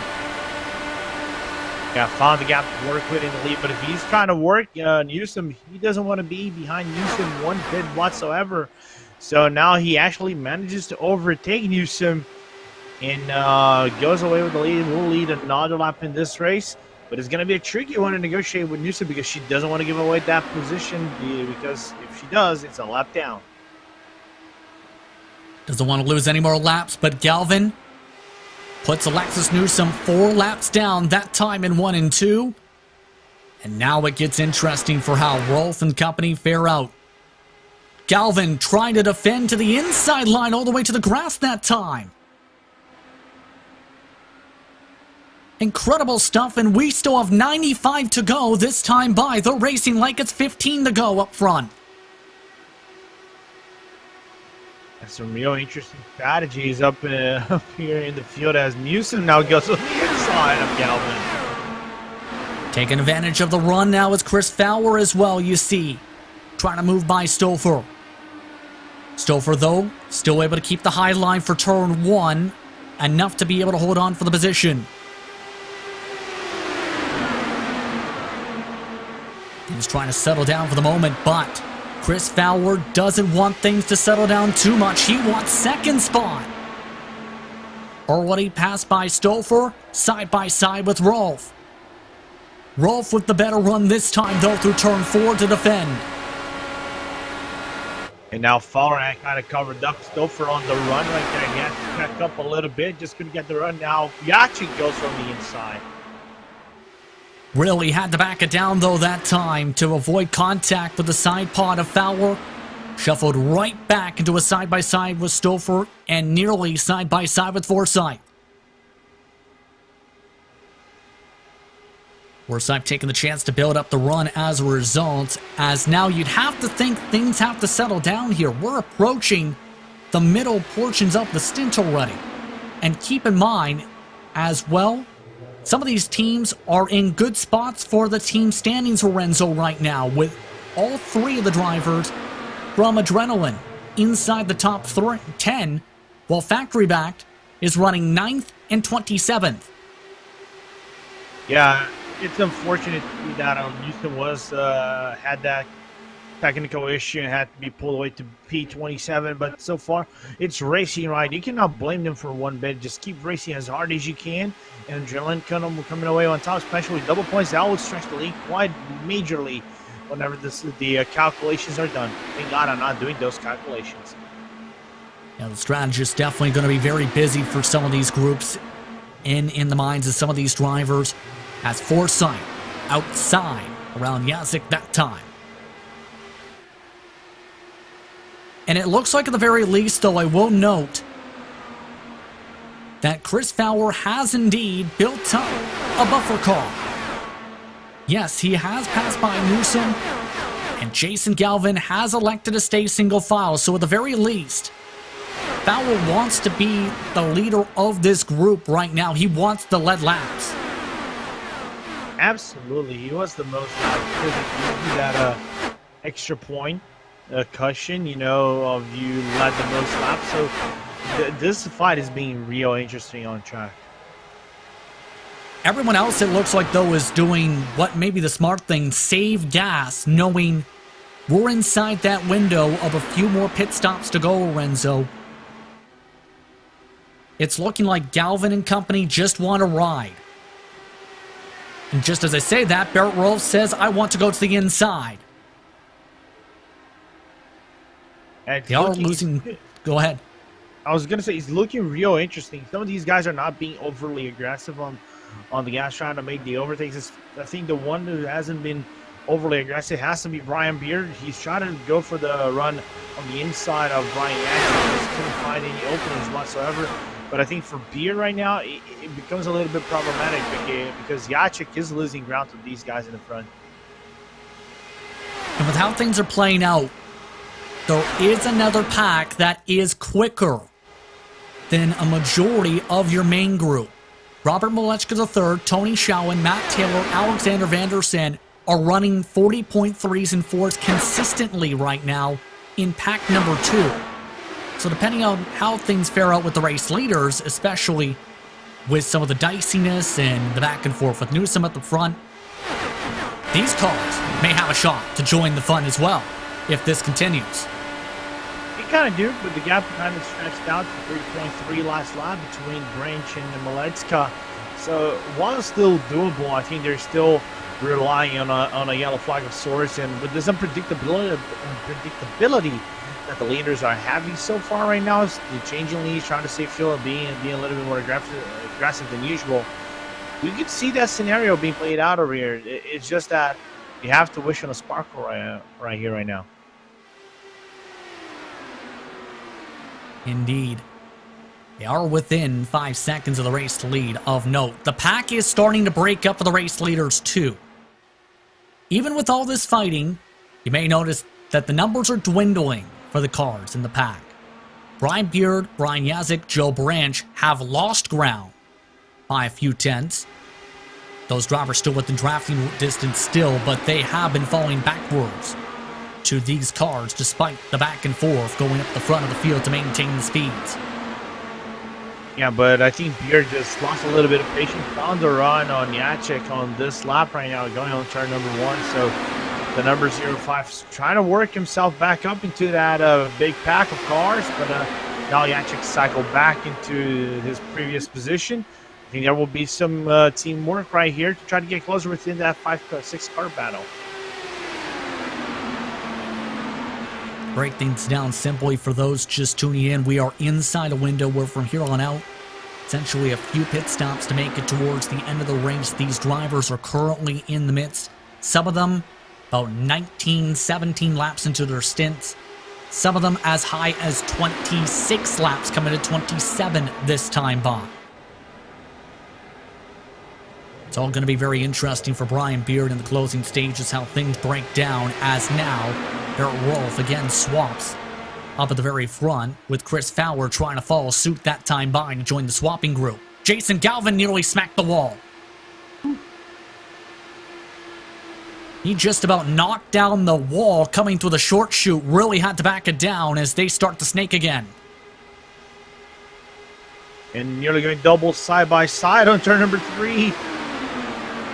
That was Chris Fowler who lost a lot of momentum because he hit the wall coming out of turn 2 as well. How will that affect Chris Fowler? We'll have to wait and see. And Justin, Brian Beard and Yachik rejoined the fray right now with this. Exactly what they needed. Yeah. Well, you said wish upon a star, twinkle twinkle little star, and they got that shooting star. Yeah, they do. And Joe Branch not far behind them as well. 4.4 seconds behind Yachik. Kind of joins that fray as well. So we have an 8-car pile-up, or actually 8-car train of sorts here with, can I say 5 or 6 laps to go in some of these guys' stints? Well, just as you said that, we had Chris Fowler nearly spinning around in turn 3 on the rumble strips. So please, be careful. Be careful in the curse today. You guys are gonna with this. Oh, yes. Again, I'll take it. Meanwhile, on the racetrack itself, Stouffer now right up to the gearbox of Fowler.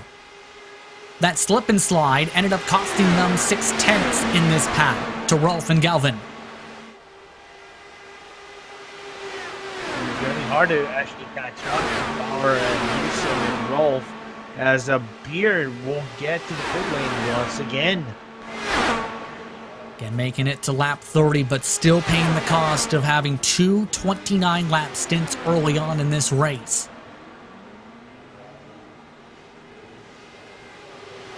If the math is right, would have to pit with about 23 to go with the current windows for the final stop. Miguel Hagstrom also coming in. Yeah, if I'm Beard, is it being a clairvoyant and counting with a yellow flag was allowed a portion of the race and then going to the pit lane to be equal to the leaders? Might be the call here. Or at least the hopes that you don't expect it to go green flag racing for nearly 120 laps. Yep.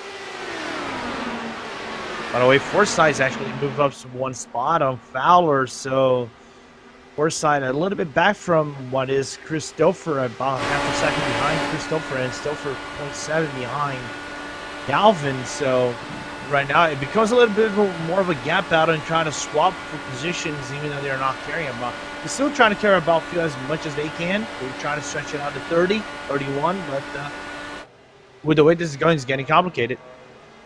And the reason Fowler's dropping back, keep in mind, we mentioned this where he tapped the wall coming out of turn 2. He has a crack in the side pod. On the top part of the side pod, there is air now coming in possibly from the right side. And that seems to really be hurting him aerodynamically, costing him a lot of time. He's running 40.6s now. Looks like he can still keep up with the draft, but right now just doesn't have as much top speed with the damage. It doesn't look like he kind of matched. I was looking at Forsythe's on the draft on Stouffer right now. Kind of matched what he was doing, not overperforming anything up the nature. So I think that it might open up the door for Yachik to get closer and closer to that number 55 and try to make the overtake if he so desires. But Fowler is still in a car that it can run and match up to the front pack right now. See if he ends up having some time lost in the pit lane as a result of that, or if he keeps on trying to chug along. Galvin has indicated he wants to come in this time by as well. Separation between the leaders about 1 second now to this group. Yeah, and I was looking, I think Malechka might be coming in as well in this pit stop. There goes Galvin. Making it 30 into 31 laps on his respective stint. Brings Chris Fowler with him. Robert Malechka the third, and Alexander Vandersen ducking down this time by as well. That leaves Barrett Rolf continuing on the racetrack, trying to pull away from the rest of the pack with Alexis Newsom. Third to last scheduled green flag stops at the moment. Yeah, Yachik already indicated he's coming into the pit lane. Looks like it for now. Can we see when Stouffer and Forsythe, specifically Forsythe, come into the pit lane for their service, but Forsythe staying in for one more lap. So Chris Fowler with a very quick stop you see on the stopwatch. Chris Fowler electing not to get the damage repaired. With this green flag race, he is electing to ride with it. Christopher, meanwhile, rides with Craig Forsyth in their respective package. You see all this traffic building up right in front of them. The tough thing for Barrett Rolfe, too, is the traffic came out right in the side-by-side. Now 2 factory-back cars in front. Rolfe up on the high side. Vandersen right behind Rolfe now, as Rolfe cuts to the inside, a much good to third. And the question, will he go for Newsom on turn number 1? Looks like he will go on the inside of Newsom in turn number 1. Go for 29 laps, and we are right on the verge of seeing him go for the pit lane in a little bit, as we are now seeing Forsyth go for the pit stop. Joe Branch and Matt Taylor also came in this time by, as Newsom goes for the swap once more. Rolfe approaching his 30th lap on the stint. Newsom, keep in mind, 26 laps on her respective stint. Stouffer approaching 28. Ken Hacker, who has also yet to pit, is on his 31st lap of the stripe. And Zoldo Wagner yet to pit. Craig Forsyth had cycled right around Jason Galvin and Joe Branch on his pit exit as well. And so far, no other driver has gone 30 or 33, 34 laps other than Newsom on her first pit stop. So that big stretch has been quite impressive for Newsom. As you can see, 3 wide on turn number 3. That is for position. Malechka the third and Matt Taylor nearly making contact. Malechka the third able to make the bottom work there. Into the pit lane this time goes your race leader, Barrett Rolfe. Hungry for his first victory of the season, coming in at 75 to go. Chris Stouffer now takes the point. And Stouffer is on 29 laps on his field, so he has that 5-car train right in front of him. If you can get closer, you can actually try to save that extra amount of fuel before he goes into the pit lane, but it looks a little bit weak. It is right around half a second that separates him to the first driver on that pack, which is Tony Schauer. Right now at the moment, just about 15 cars on the lead lap. Barrett Rolfe is already off and away. Chris Stouffer extending an additional lap. Keeping an eye where Rolfe cycles around with Craig Forsyth, you see in the backdrop. Closing on in with Jason Galvin. Looking like Barrett Rolfe will cycle in front of them by about maybe 15 car lengths. Closing into 10. So still within range. Yeah, still within range. The one thing I really wanted to take notice right now, Justin, is something that could be developed in this stint, maybe in the second to last stint, which is the Robert Malechka, Matt Taylor, Tony Schauer, and Vandersen train. They were getting closer and closer lap by lap on Joe Branch, Ryan Atchik, and Beard. So we could actually see more than 8 cars in fighting for positions in the top 10 and lead if this keeps going like this. You're absolutely right. They're within 2 seconds right now, the back end of Joe Branch. And it's worth noting Chris Stouffer has caught the draft of the leaders, or rather that pack in front, I should rather say. That includes some of those cars referred to. Yeah, he's coming in for the pit lane right now, so I can't wait to see where he gets cycled out once he's out of the pit lane, because he will come right with Alexis Newsom in the pit lane. So we have to see where Ralph is positioned on track to see where he is right now. Barrett Rolfe is already in turn 2. Rolfe has already also been passed by Jason Galvin, Craig Forsyth. Now, the other end of the bread for that sandwich of 3 cars in their pack. Oh wow, Yazik, Beard, Fowler, and Branch are also lined up 1.3 seconds behind. Chris Stouffer already trying to rev up his motor from the pit lane. Meanwhile, it had a 10-second stop. The air driver's making their way down the front straightaway. Chris Stouffer does have Newsom coming out with the pit lane as well. He might get the jump on him. It's going to be close. Jason Galvin's coming up at full speed. And Jason Galvin might actually get the jump here, possibly. If he can build up enough of a run here. To the inside. Jason Galvin to the race lead. Wow, that was really close. But what a pit stop from Galvin right here. I think right between Forsythe and Rolf as they come out of the pit lane. And this now gets to the chess match discussion once again, because we are approaching those magic numbers. The next window estimated to end around 41 to go.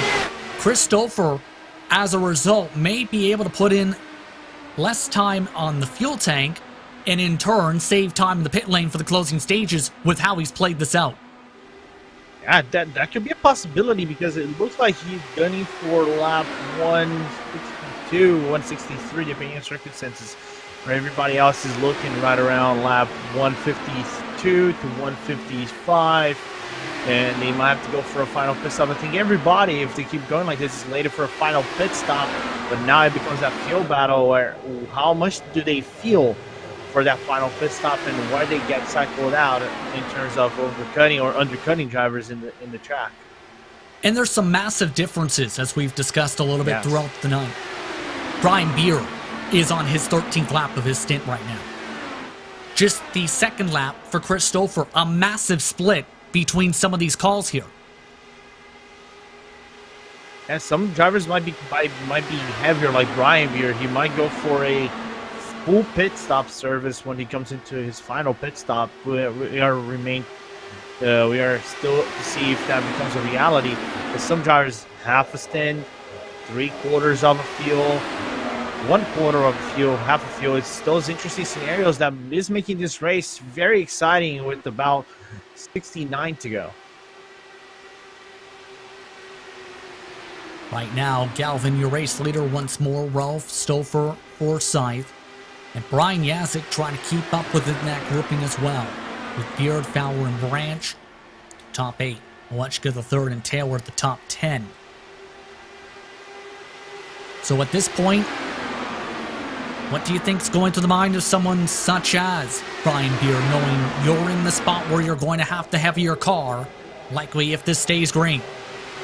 If he has a fuel calculator, or if he has someone doing his calculation for him in terms of fuel, that guy's got to earn his money right now, because we're getting to crunch time where a wrong pit stop will be your undoing in this race, especially within the final laps. And you can see now the second grouping of cars getting closer and closer. So get your mats out and fuel calculators out on your race laps caps, people, because that will be very important.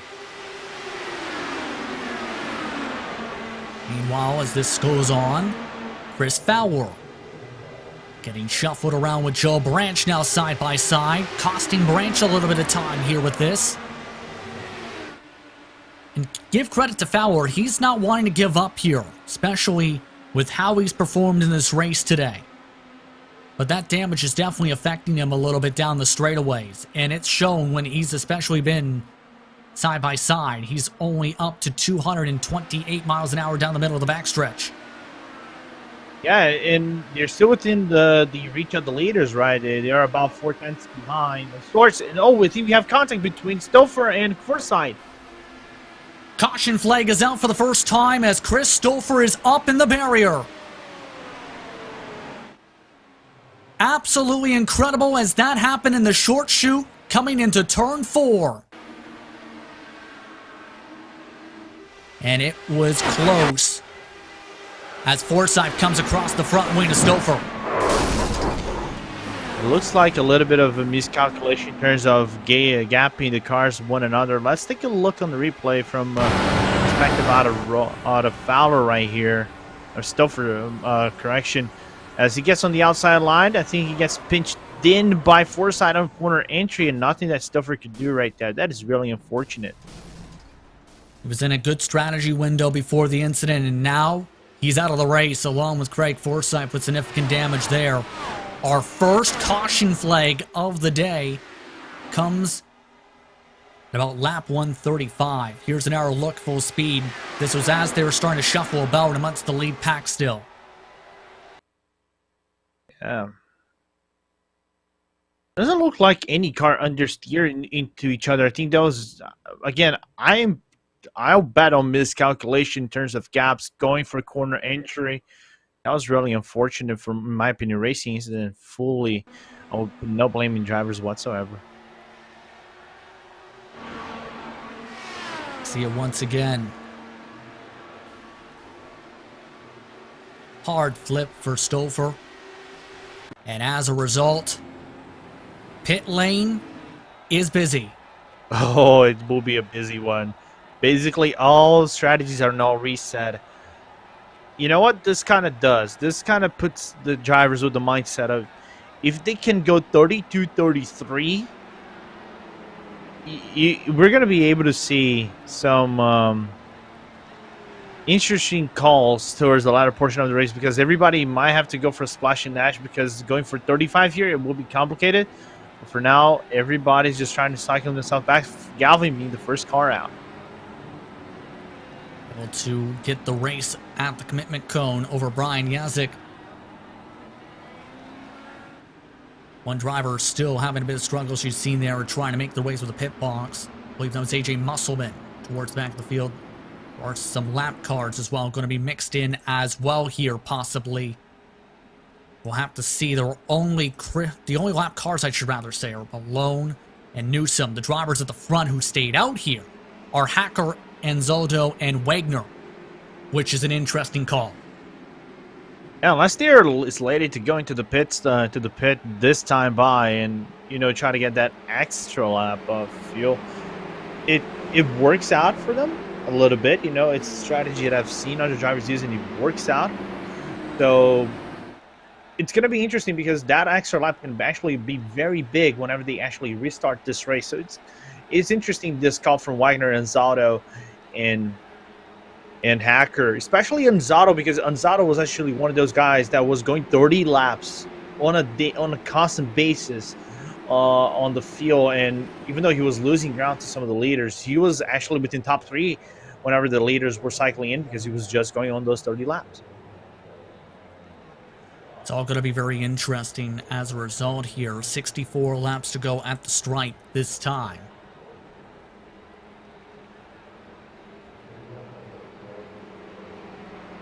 As now, we get that 1 to go signal.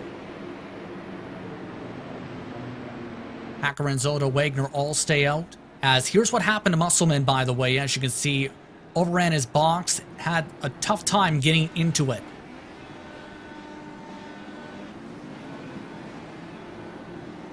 He actually hit the wall too. Wow. Ooh. Not the best save for the Musselman, unfortunately. And that for team standings can play a little bit of a big factor, because Raceverse was the team that was contending with the factory back in terms of standings so far. So having Newsom on P27, and then her teammate and Maletska in the top 11, and having one of the drivers, which is Anderson, right behind them, fighting for that spot, they would be very close within points. So every point you can get, it would be big. So having Musselman going that fumble is not the thing you really want to, especially this close in the end of the race. So now, to simplify things, it becomes a fuel mileage race.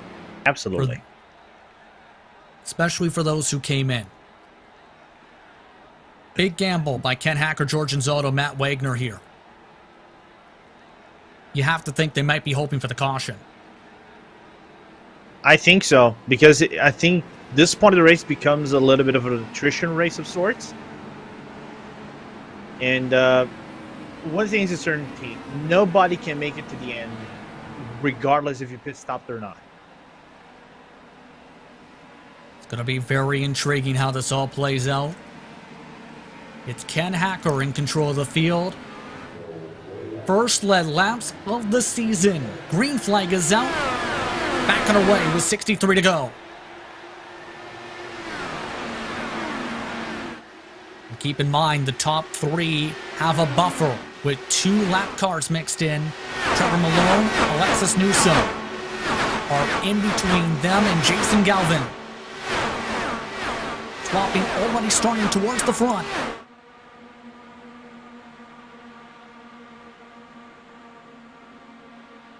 And Chris Fowler with that damage, getting eaten alive on the inside line by both Beard and Branch that time. You can see there's a little bit of a gap opening up between here and Branch and Yachik right now because the gap widened to 1.2 seconds between the number 55 and the number 28 car.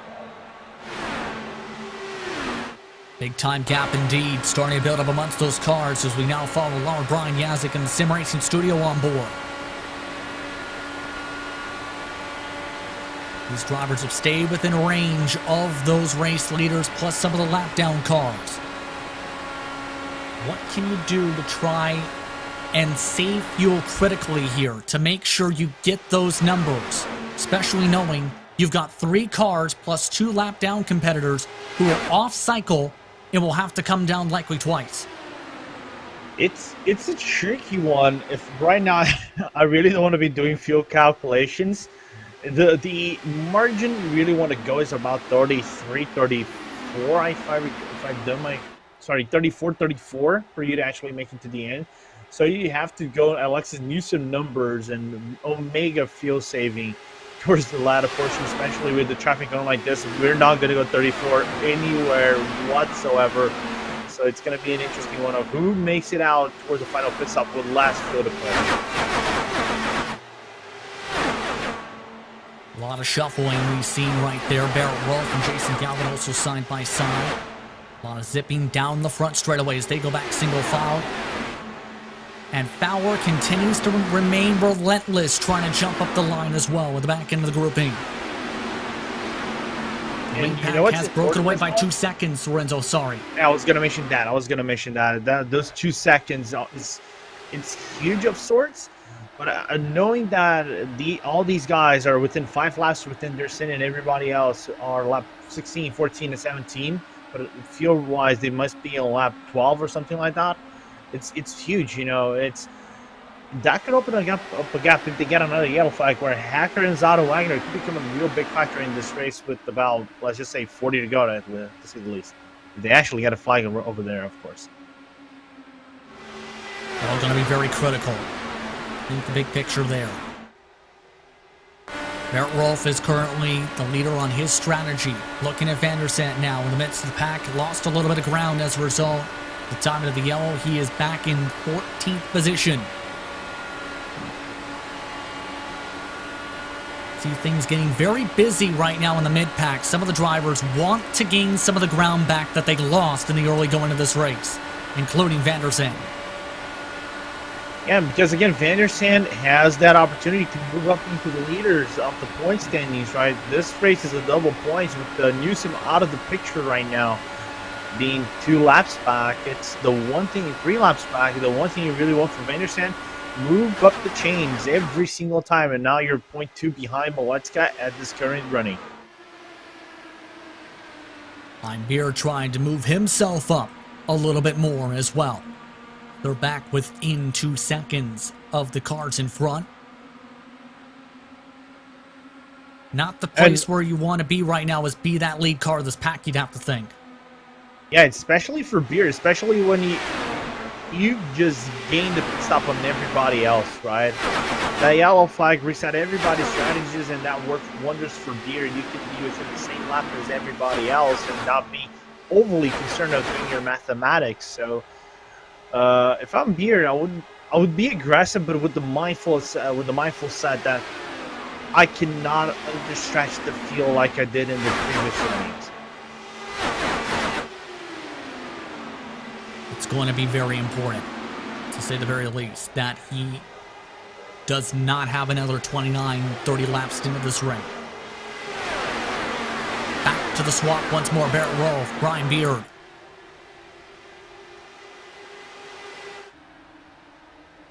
How critical is it for them to think about this pack at the moment with these 5 cars that are continuing to build up a bit of a buffer? It's an interesting one because looking from my perspective, they're going to lap on if they continue going for 30 laps or something like that. First car lapping would be Matt Wagner. He might pit with 46, 45 to go. Give it another running, 15 to go, so he would have basically half the stint to fuel up in the final pit stop. If they continue under green, it can become a real big tricky scenario because they're not closing by a whole lot of margins on them. Even though they have Malone and on Newsom on that perspective as well, fighting for positions and getting their laps back from them. But it's not looking good for now. All of them have lined up into a train outside of that swap at the front of the group. Beard and Rolf swapping for position. Approaching the final quarter of this race. 54 to go this time by.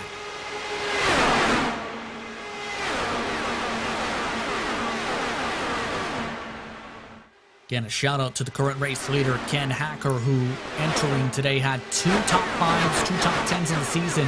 3rd at Homestead, 4th at Milwaukee earlier this season. Since then, not the best of runs. 24th in Atlanta, 33rd Phoenix, 22nd at Worldwide Technology Raceway, 21st Michigan, and 11th at Kentucky. Again, these are his first lead laps of the campaign right here.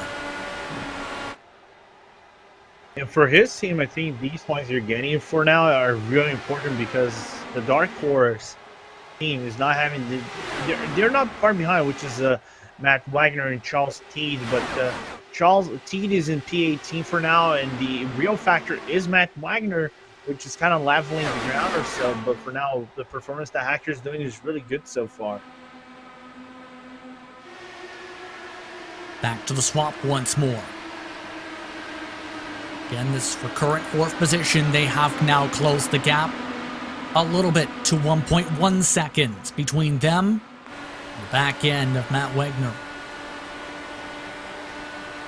Our swap is Tony Schowen, meanwhile, through all of this, is one of the benefactors of that caution flag, you'd have to think, because remember, he was in that pack that was about 2 seconds back. Now, he's knocking on the door for being up the front. He is, and I think everybody else that was on that middle pack with Tony Schowen, Vanderson, Maletska have to say a saving grace because of the yellow flag and getting closer and closer. And they are within a second of sorts to the leader of Barrett Rolf in this pack, and that would be even more of a saving grace because the gap that he has is closing to Matt Wagner, so it's becoming tricky. But I think Arjuna said it best over here on our booth chat. Who's saying it best? Bit of contact for position. Matt Houston just got hit. Big save for him as he ended up drifting up into Joe Branch's left rear tire. No caution, we stay green. That breaks up the pack a little bit. Oh, that got close to nearly Forsyth Fowler levels, but actually they had contact in this one. Now overtaking Let's but let's see on the replay. The car will fully understeer into Branch, and look at that right-hand front. Lightly grazing the minor correction done by Houston. Even though that it is a minor correction, it is a big correction going at 220 miles per hour. And again, we'll see this. No damage picked up from Houston. From the tap to the tire to tire. They stay fairly grouped together as a result here as they've regrouped their respective packs. Speaking of regrouping, now within 5 car lengths, Brian Beard to the back end of Trevor Malone.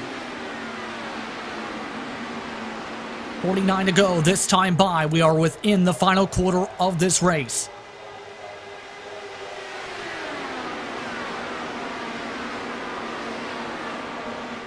Looking at laps here, 25 for Anzaldo, going 27 for Hacker, 28 for Wagner. I think respectively with the fuel saving under a yellow flag, they could have gone at least 2 to 3 laps on my calculation. They could pit around 47, 46 to go.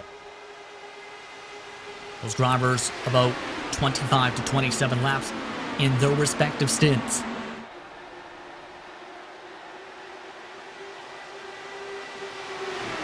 But as you can tell, Beard, Rolf, and Schowen have been able to break out away a little bit from Jacek, Galvin, and Fowler for now. But it's the matter of how their fuel saving is going to be so very critical.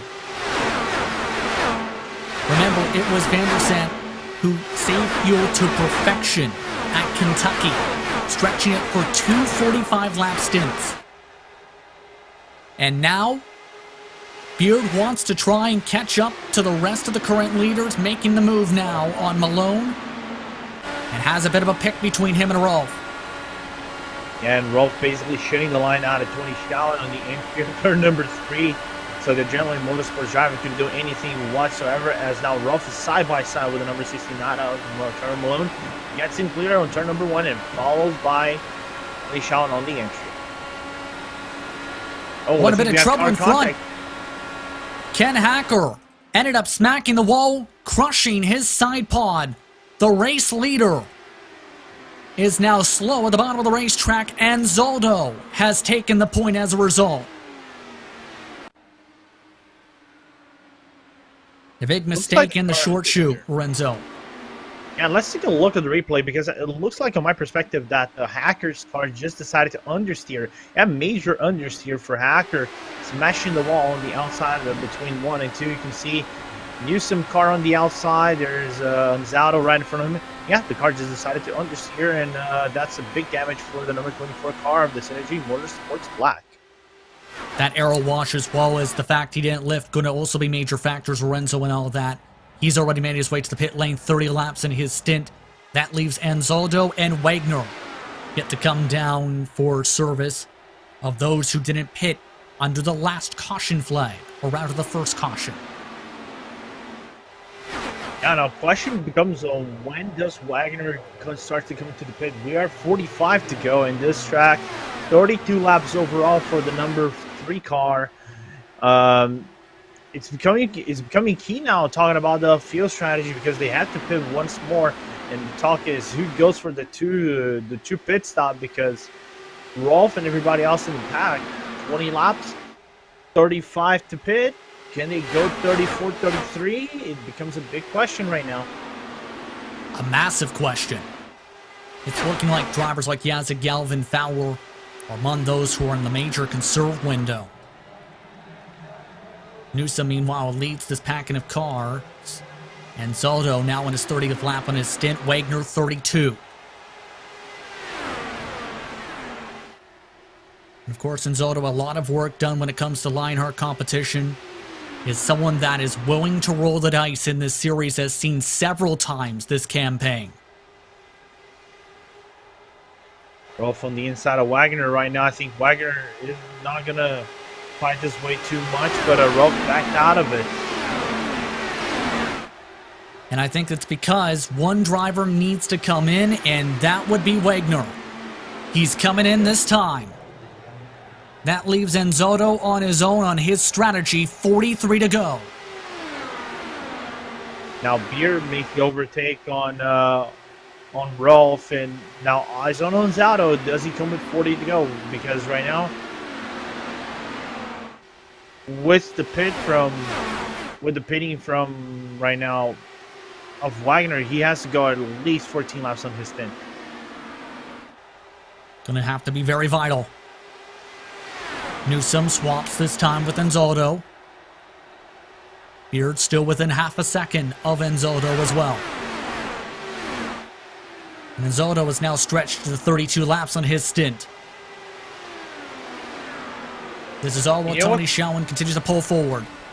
Yeah, I think the saving grace for Anzaldo is that he has Alexis Newsom working with him, so teammates working right now and helping Anzaldo save as much fuel as he can possibly save. So he will actually come to his lap. So if he goes 30 on his second final pit stop, it's 12 laps for the number 6 car. Newsom has also indicated this time will be the stop. Always Beard has caught up to them.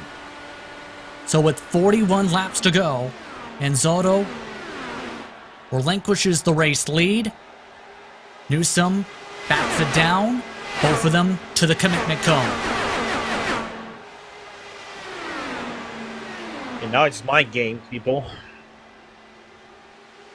Now it becomes the fuel mileage saving game. With 41 laps to go here at the Brickyard. And what makes more interesting now, everything kind of broke up because Shalin has nearly a second lead on Brian Yachik. Yachik has a second and third lead on Galvin, and then comes the draft train from Galvin and all the way back. So it's interesting right now. So some of these mind games being played out with 40 laps to go. The question is, which drivers will make it on the fuel on one stop, and which drivers will have to go two?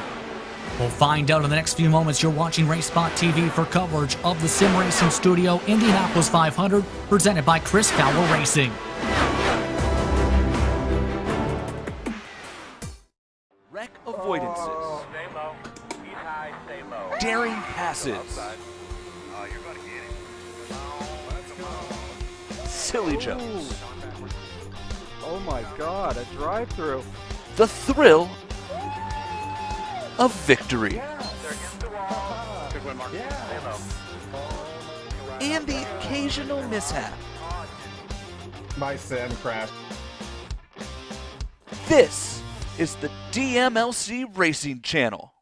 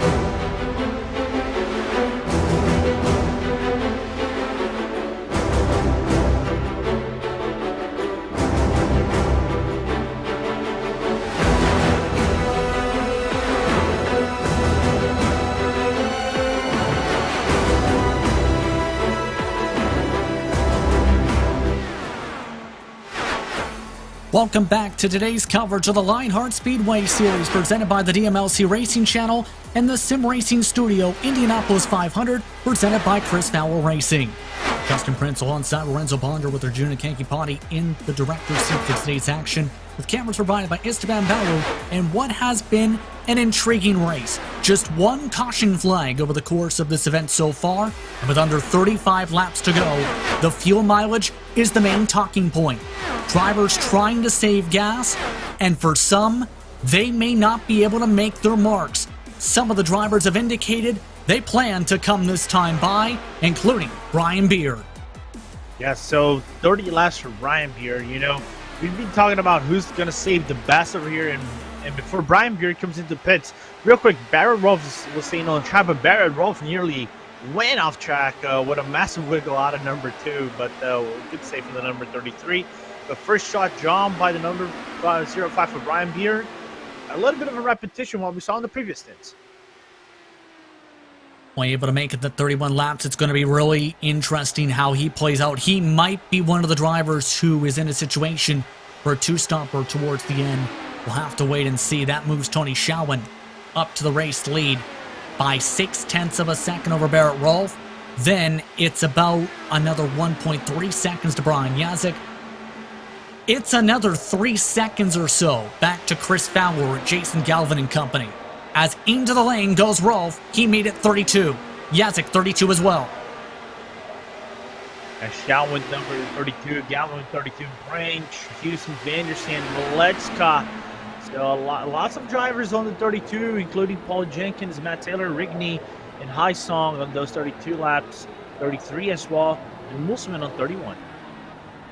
It's going to be very, very close, to say the very least. Let's take a look at the entry for Kresge, as he had to duck to the inside to avoid hitting the back into Lanini's car. Yeah, nearly taking the Trevor Malone line. Those drivers off and away as Tony Schauwen is in. He did stretch it to 32 laps to go. Jason Galvin also able to do the same. So this moves Joe Branch to the lead, Malecka the third to second, and Alexander Vandersant to third. These drivers really been able to stretch their fuel. They really backed it down on the pace, though, as they start to mix in with some of the traffic. Yeah, Sullivan getting right ahead of the number 14. Luis Gonzalez doing it nearly 3 wide into turn number 3 to scramble things out. Getting very dicey right now with the lead cars and the lap cars. Branch coming in this time by.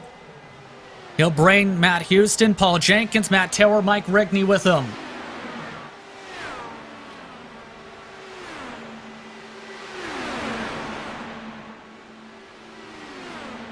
Meanwhile, looking at Malecka the third, we'll have to see how things play out. These drivers are in a really good spot, Lorenzo. These drivers look like they may be able to make it towards the end here. Yeah, they will be able to make towards the end here, regardless of what happens. They can go 30 laps. It's okay for them, which might be take some fuel saving. If we get a yellow flag, oh boy, the thing that's what I really don't want to do right now. Malecka the third coming on in, bringing Vandersant with them. Those drivers able to make the commitment cone with speed. So they're in the range where all they need is a normal stint. Coming up to 30 laps to go at the stripe. The others, such as Barrett Rolfe, Brian Beard, they may be in major fuel conserve mode. They've already passed by Matt Wagner, George Anzotto, who are on their different strategy. Yeah, because looking, some of these drivers will have to save 3 laps of extra. Like go for 33 car laps, then 32 laps. And while it's doable, you have to just put your paddle out every single lap. And Vandersand, again, with the fuel strategy, can he make it to that final stint within the lead and fight for Malecka for the win? We saw that in Kentucky. It worked out, but here's a little bit different. Going to be massive. Absolutely massive. Those drivers have already cycled to 7-8. Malecka the third has cycled in front of Vandersand. Vandersand currently about 1 second back of Malecka the third. Of note, it looks like Vandersand has had to come in again. Vandersand has had to come in a second time. So something must have happened on his pit exit.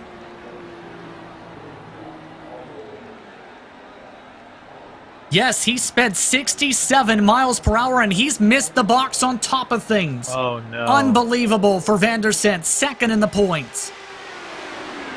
It's unbelievable what's happening here, and that that opens the door. For who was, and someone actually said this. Who could be the favorite here to win this because of strategy alone? Tony Schauwen. Tony Schauwen can be the leader of the championship if he gets a good running out of this. Absolutely huge, these types of races, especially with double points, especially with the Triple Crown. And Schauwen trying to be in the driver's seat, utilizing Anzotto to save. He's got a 4-second gap at the moment to Robert Malecka III.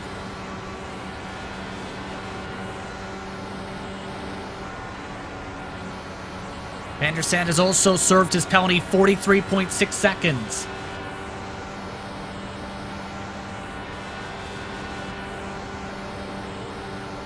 And at this point, the main focus has to be for Schauwen. You'd have to think that gap to the 91 and the fuel number. Yep, absolutely. 5 laps for Tony Schauwen right now. We're 27 to go. He has to hit 32 on the mileage. So it's going to be tricky because he has Anzotto right in front of him. He's from Team Back. factory back. Who's the driver that he needs to watch out? Malechka. And what team is he? Team factory back. So I don't think that Zato will play coy over here with the direct competitor this late in the race. Chris Lanini has had to make his way to the pit lane. Severe damage to the 92 machine.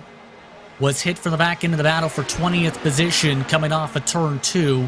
So tough break for Lanini, who has suspension damage of note, has just made his way to the pit lane.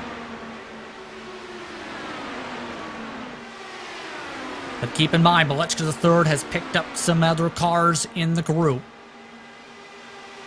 Joe Branch, Matt Houston, they also have a good chance here with where they're at. Yeah, Branch is at right about 5 laps. Houston as well is on 5 laps, but looking at field gate, the best condition in front out is Malechka. See a bit of battling now as Jason Galvin wants to try and cut in front in this group.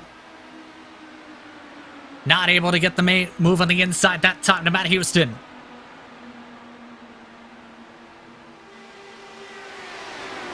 Under 25 laps to go, coming up to 24 this time.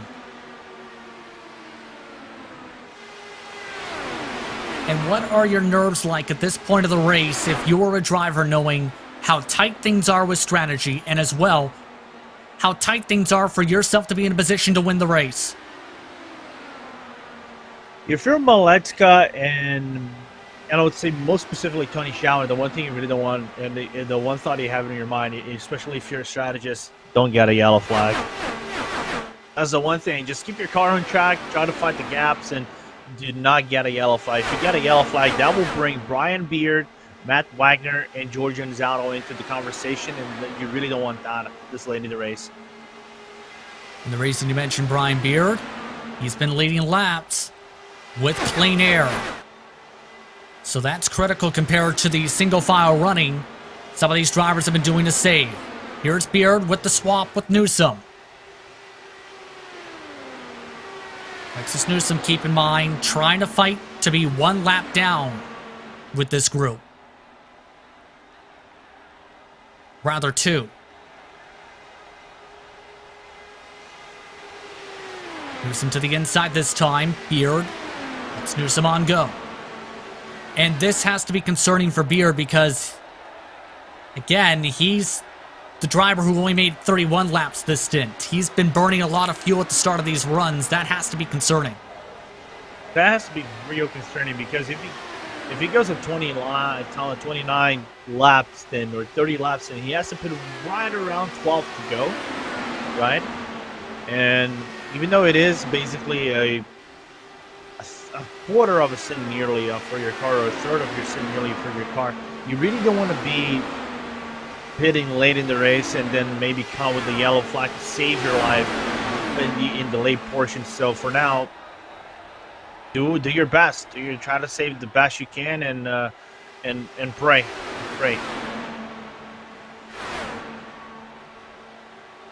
It's going to be very critical. Here is that power grouping of cars we referred to. They are still 4 seconds behind Tony Schauer. If anything, the gap has been widening a little bit here and there. So this is going to be very critical. Schauer and Anzaldo last time by 40.6, I should note, though. Malechka and company 40.5, so they are turning up the wick. And the problem is now the driver ahead of him leading this pack is Trevor Malone, and Trevor is 2 laps back. The problem for me is that he grinded the wall, so he lost a little bit of time to number 69, and then clunker everybody back up into not full checkings, but still we'll make sure that Schauer's gap widens up a little bit more. Keep in mind, Schauer and Anzaldo are losing ground to Beard, Ralph, Wagner, Jacek. Those drivers are running in the 3s. So it's about 1 to 2 tenths quicker at the moment for the top 4 compared to 5th and 6th. 5th and 6th that time by ran about half a tenth quicker than 7th on back. Yeah, but I'm liking this scramble of cars between Houston, Galvin, and Rigney. as well. Rigney just playing real patient. We'll talk about Rigney's race here, Justin. We haven't talked about him all day long. Coming from last, just clawing himself back into the top 10. A driver that we know in the IR teams is really good. And his day has been not too short, but phenomenal so far. How about 18 positions gained for Rigney? 14th in the points, coming in just one top 5 in this series so far this season with 3 top 10s.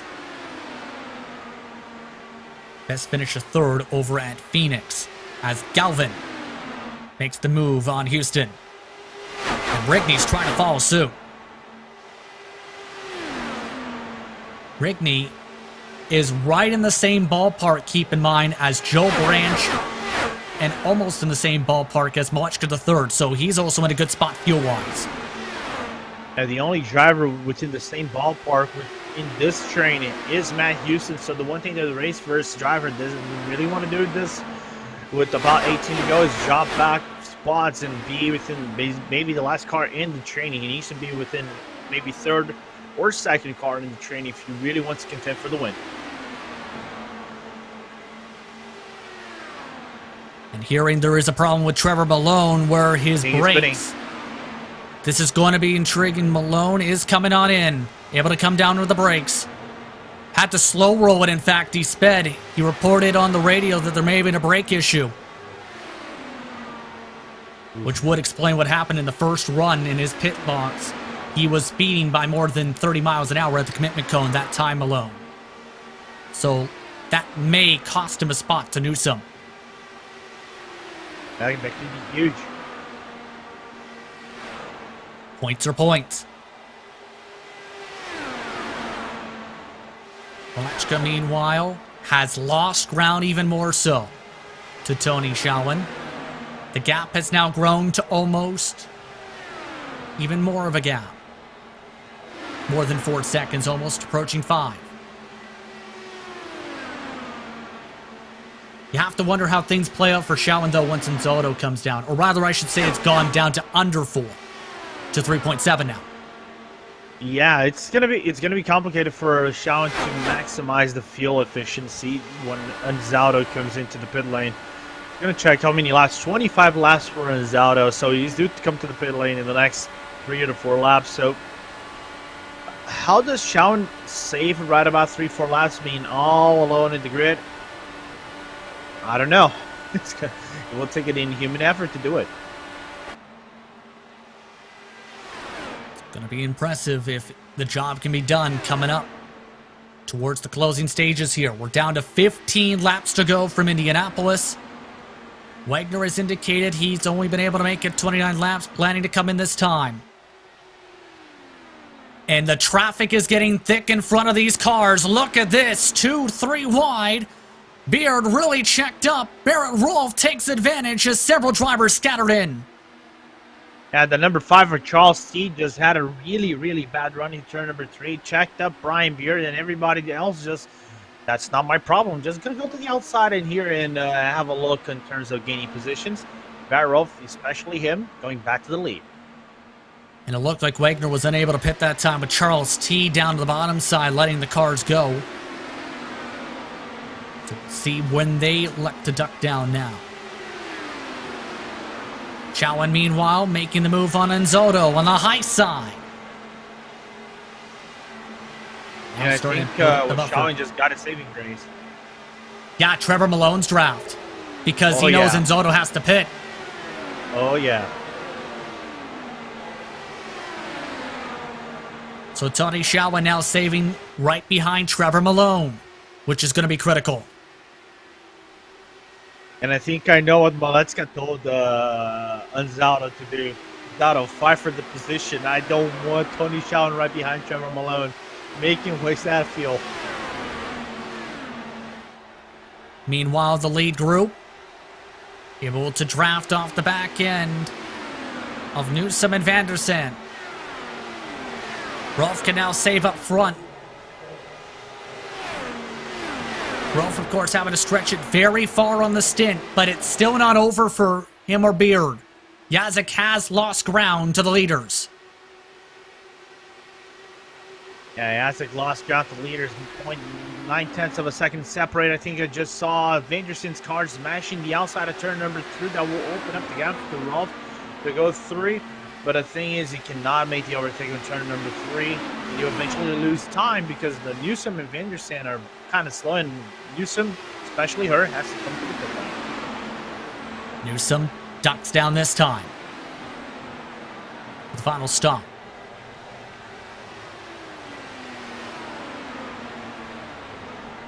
Barrett Rolf continues to ride, and Zotto has ducked down.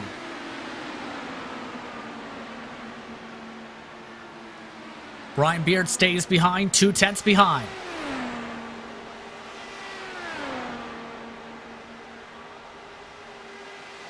And they are really backing it down. Sometimes draining it as low as 218 miles an hour into the apex of the corners.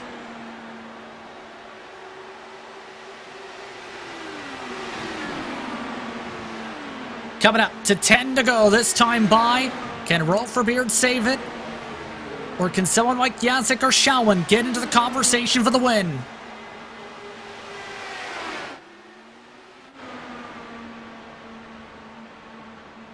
Last time by for Barrett Rolf, 40.6. There could be some fuel saving because he doesn't really want to get closer to Luis Gonzalez. Nunez and Vanderson.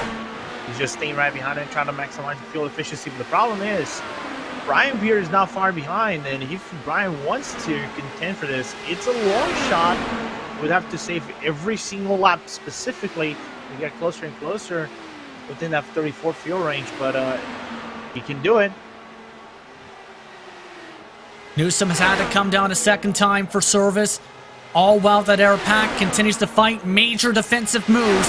Galvin and Malechka the third, side by side for 5th position. Good coverage out of Malechka on turn 1. Let's see what happens out of 2. Starting to use the defense of Miguel Hagstrom. Hagstrom ends up nearly getting clipped that time. Galvin has to go to the high side. That checks up a couple of our drivers behind as Joe Branch and Rickney both go up high. Of note, Jacek is backing it down aggressively. How about 41 seconds last time? Caution is out down the front straightaway. And Rigney. One car flipping, it's Rigney. Contact with Hagstrom down the front stretch, and this changes everything. Wow. Wow, wow, wow. I'm at loss for words, man. And this becomes a shootout towards the end. As a result of this contact, Rigney, a hard flip, ends up also getting clipped by at least one other car. So take the fuel out of the equation as we take a look at how this happened.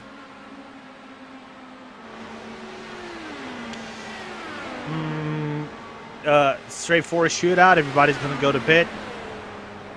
And I think Barrett Rolf and Brian Beard just got the saving grace.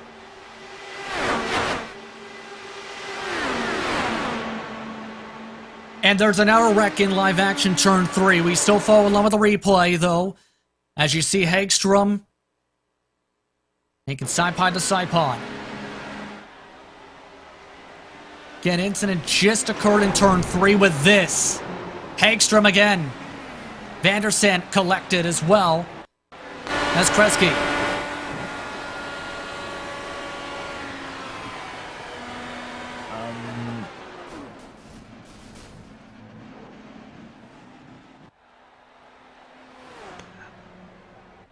And now it becomes a major shootout.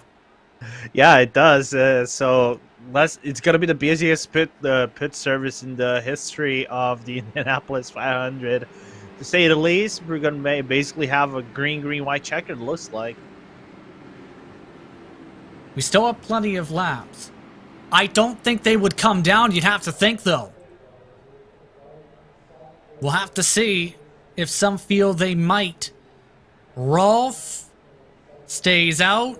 Beard stays out. Jacek stays out. Majority stay out. Jason Galvin does pit.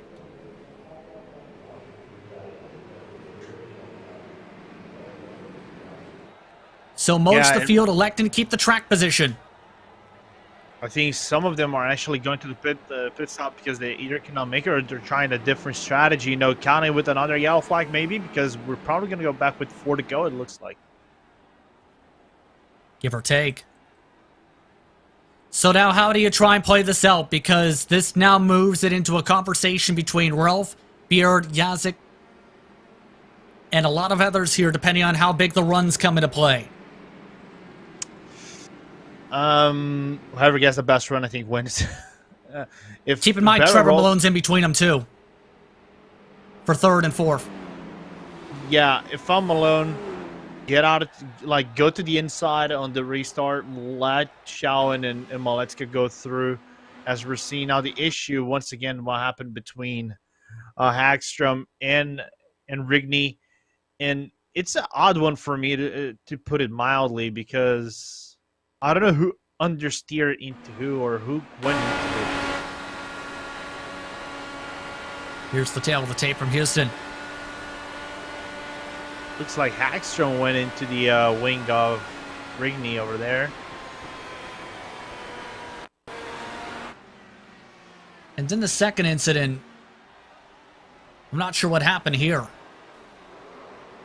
I think Hagstrom had a broken car, but I don't know. I don't understand why he wasn't on the service area already and lost control of the car. You can see now losing control of the car first time, and then there's a little bit of a bump that separates the entry of the service area to the track where the grass is located, and he actually hit that bump and veered back into the track with full force. Here's the view from Wagner, who just avoided it. Whew. Keep in mind, Wagner came down for service a little while ago. He's got fresher tires than the cars in front. Want to go signal. Malone is out of the picture. And because we're inside 10 to go, Malone will now have to let by the cars. So that makes sense there. So that moves Shawan, Malecka, and company closer as a result to the rest of the field. Yeah, that will kind of blow the gates right open to allow Shawan and Malecka to be aggressive because they have better tires. They have more fuel. I think they don't have to care about fuel, Rolf, Beer, and Jacek, to be very honest, because they have 4 to go, and I think they have enough to make to the end, but still a question mark has to be put right there. But it's going to be an interesting restart with 4 to go. I can see full aggression out of the drivers here. I wouldn't cut out another yellow flag. And the next yellow flag could end the race too, Renzo, with how many laps there are to go. Yeah, so drivers need to be aware of that. Yeah, and we know that ended already a race in this Indianapolis running. So they cannot be overly aggressive, which was season 2. It's going to be a wild finish. The question is, who can come away with the victory?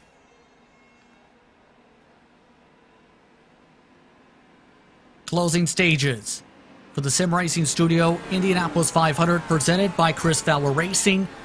It all comes down to 4 laps.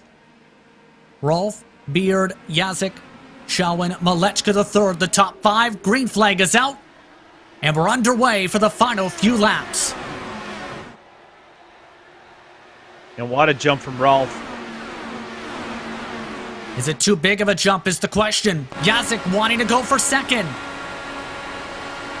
He rips the position away from Beard on the inside as the snake starts for Rolf. Tony Shawan trying to be aggressive on the high side now for 3rd position. Yazik trying to block all the lanes.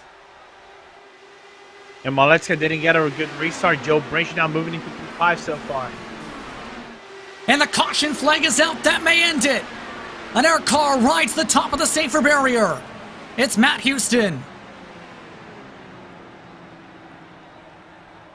And let's take a look at what happened here.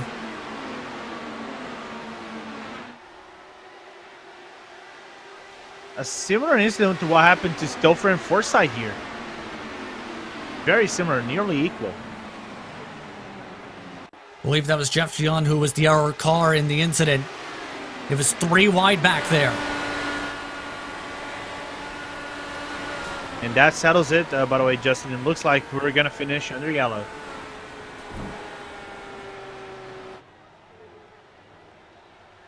Some tough contact. And now that brings us to 2 to go. This time by.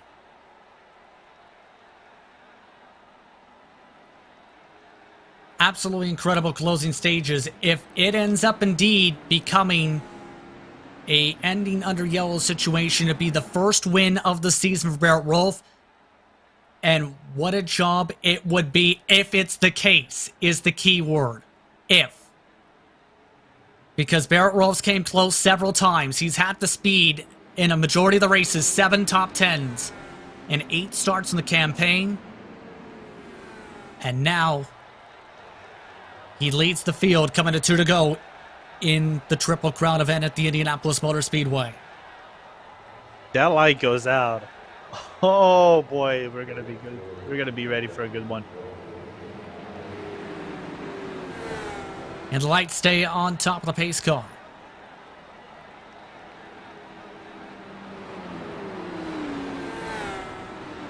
What an impressive day for Barrett Rolfe in terms of raw speed to be able to get himself towards the front in the first place, Lorenzo. But he stayed inside that top 5 from about lap 30 onward. And never get out of it. And never get out of it. I think that's what matters the most for Rolfe. Always trying to trade places with the leaders, and sometimes trading places with the leaders matters. You know, if especially these late portions where you are fighting for top 3 and things like that, and you are the first car in the running. If you are the first car in the running here, Justin, that gives you a big advantage. You can jump at any time when the pace car is into the pit lane. That's what Barrett Rolfe did. Nobody kicked 10. And the late caution will basically give him the win in this race. Give credit as well to drivers like Brian Yazik and Brian Beard in this one.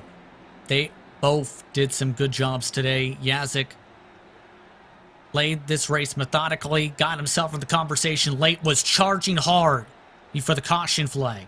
And Brian Beard had the pace right from the get-go, right from qualifying. It was going to be tight on fuel for him, I think, Lorenzo, still, even with the caution flag. But still an impressive job for him. Yeah, I think I heard on radio that Brian was not confident he was going to make it on field despite the restart. So he had to held Yazik a little bit on the restart, even though Yazik was able to make the move. And the gap widened between the drivers as we are about 1 to go. But what a running from Brian Beard. We counted him out at some portion of the race. Getting a top 3 coming from first is the best result he can actually, one of the best results he can get. Of course, not the win, but what an outing. We get the 1 to go. White flag. Final lap from Indianapolis. Give credit as well to some of the drivers who really took advantage of the caution flags late. How about Paul Jenkins up 16 spots? That's a 7th-place run for Jenkins. Matt Taylor able to finish in 8th. Wagner recovered to 9th spot after having to make an extra pit stop in the closing stages. But it was a tough call for Galvin, Fowler, and company. Those drivers 12th on back who pit under this caution. Previous caution, rather. Yeah, you know what's impressive as well? 3rd to last, 2nd to last in the top 10. It would have been all 3 cars that were 3rd to last, 2nd to last, and last would have been in the top 10 if Rigney didn't have that issue with Hagstrom, looks like. But what a performance out of these 3 cars in the back. That shows that the 500 doesn't matter where you start. You always have a chance to make it in and make it in if you play your cars right. Agree with you indeed.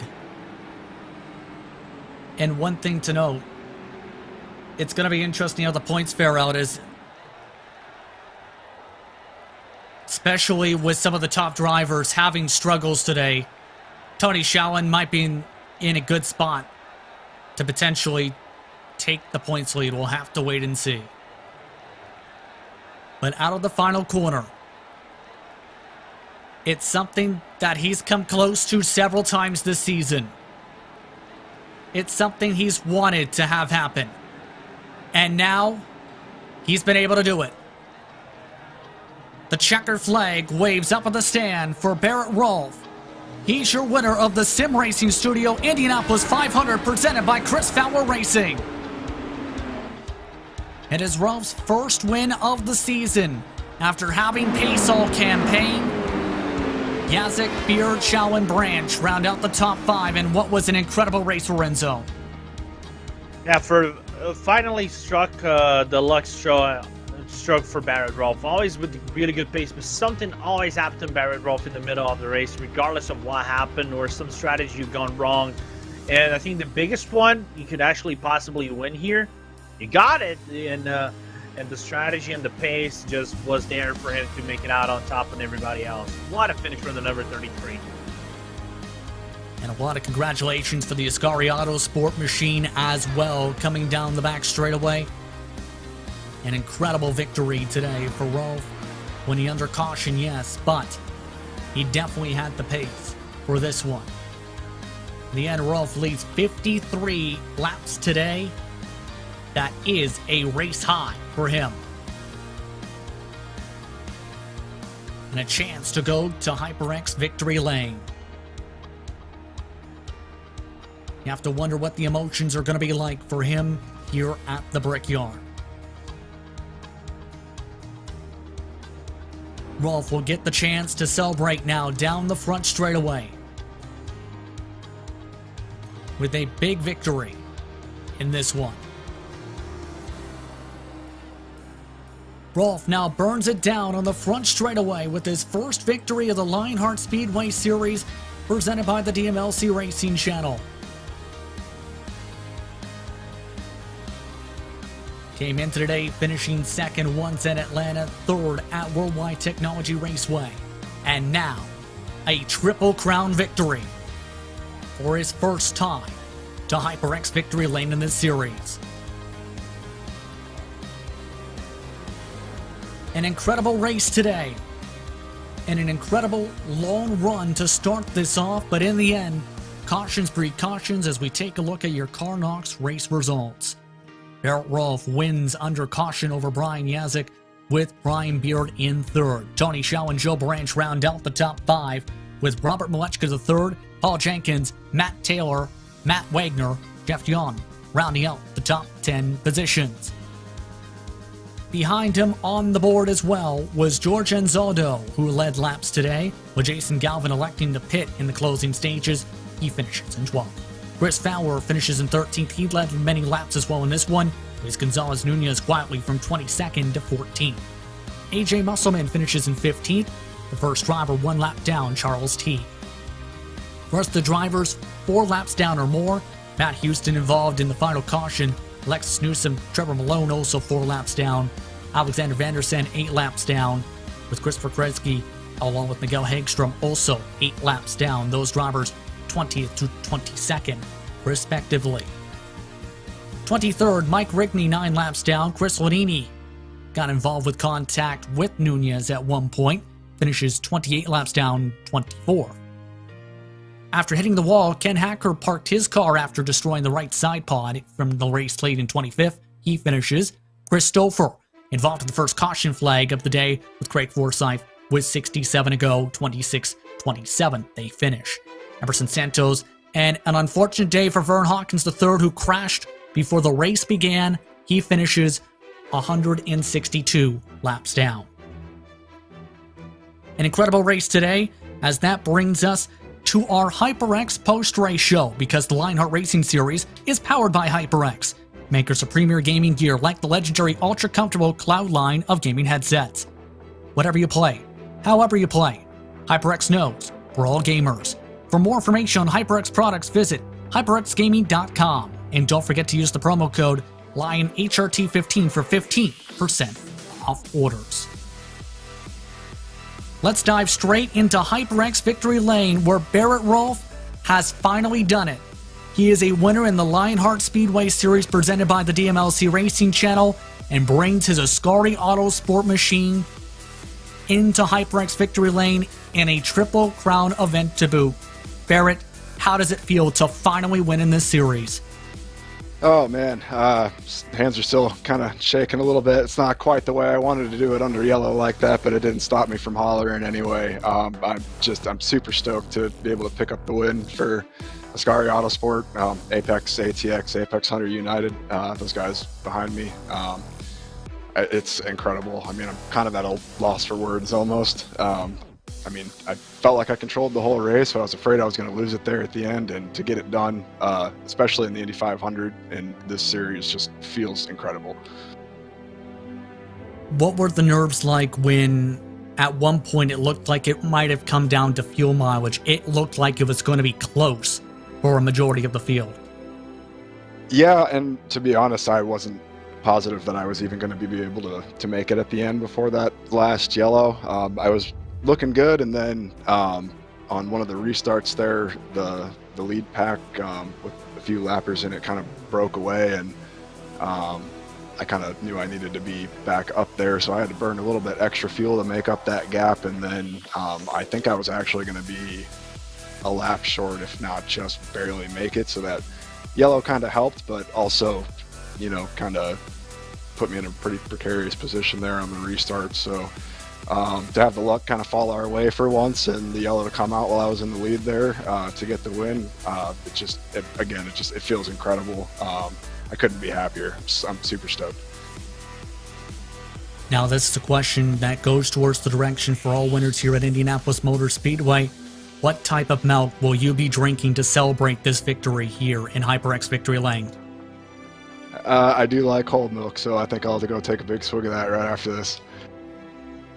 Let you get that swig of milk. Congratulations on the victory today, Barrett.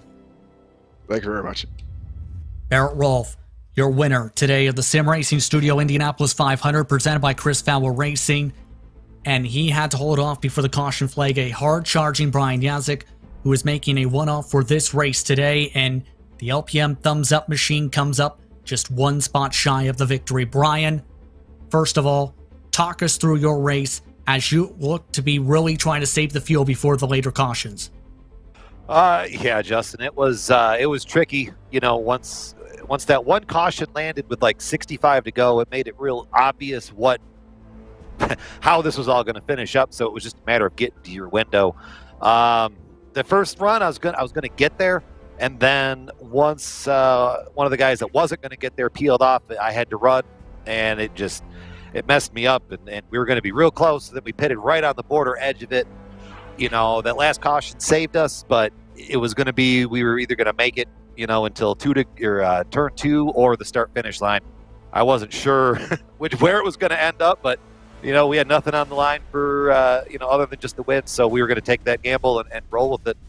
Luckily, we got that caution, and unluckily, we got that final caution. Yes, indeed. And for you, you were definitely charging forward on that run as well, Brian. What was that like in the closing stages as you found your way past Brian Beard and were closing up to Barrett Rolfe for the caution? I mean, my vision, how I saw that going on the backstretch before the restart was because I could see the leader on the restarts, and I know Beard couldn't. So my thought process was going to be to time the restart to where the leader goes, and I would be to the inside of Beard and dispose of him by turn 1, setting me up for down to pass the leader into turn 3, and then I was just going to try to block and do what I could do from there to maintain the lead. But we didn't quite get the restart we needed, which put Beard in front of us going through 1 and 2, and then we finally disposed of him, and then it just, we sent it down into 3, and it stuck, and it got a whole lot of speed. We were coming out of 4 with a whole lot of momentum, and I heard Chris Lanini on the Discord yelling, wrecking, and I'm going, no, and then the caution came out when, we were up to the side pod there, but had that run out, I think we had it. It stings to finish second on that one. Talk about all the work to prepare for this race, because it's talked about a bit of a one-off of performance here today for this race.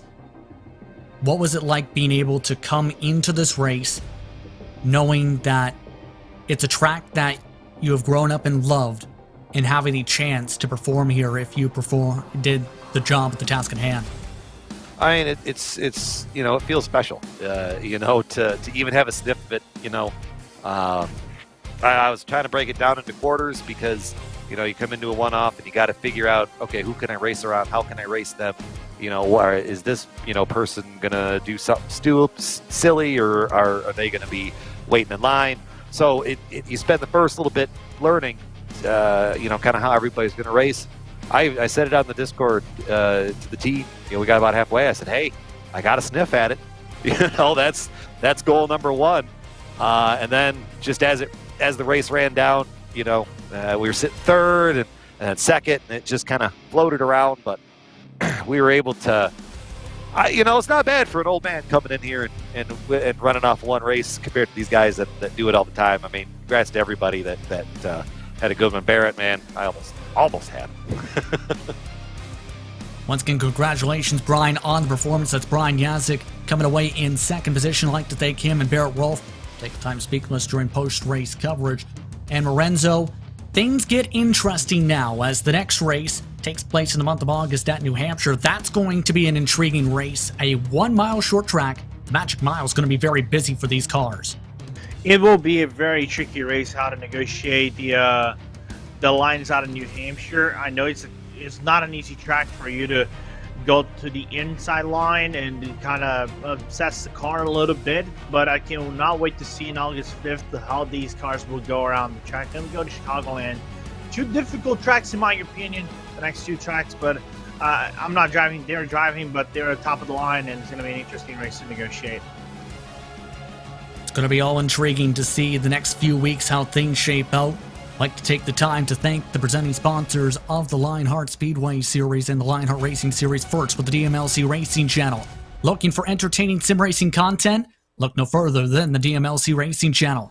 All former Lionheart Retro Series Driver of the Year Mark Cohn's racing escapades as he battles for wins and avoids wrecks with cat-like reflexes. All while providing commentary sure to make you laugh, cry, or both. Follow along by subscribing to the DMLC Racing Channel on YouTube and like his Facebook page at the DMLC Racing Channel. The Lionheart Racing Series is powered by HyperX, makers of premier gaming gear like the luxury ultra-comfortable Cloud line of gaming headsets. Whatever you play, however you play, HyperX knows we're all gamers. For more information on HyperX products, visit hyperxgaming.com, and don't forget to use the promo code LionHRT15 for 15% off orders. The Sim Experience AccuForce Pro V2 is the premier professional simulation racing steering system. The key to its incredible realism is the groundbreaking direct drive motor control system, providing a driving experience that's second only to the real thing. For more information on the entire Sim Experience ecosystem, visit simexperience.com. For sim racers, the Butt Kicker Gamer 2 or Simulation Kit adds the missing driver-to-car connection, bringing more realism to your sessions.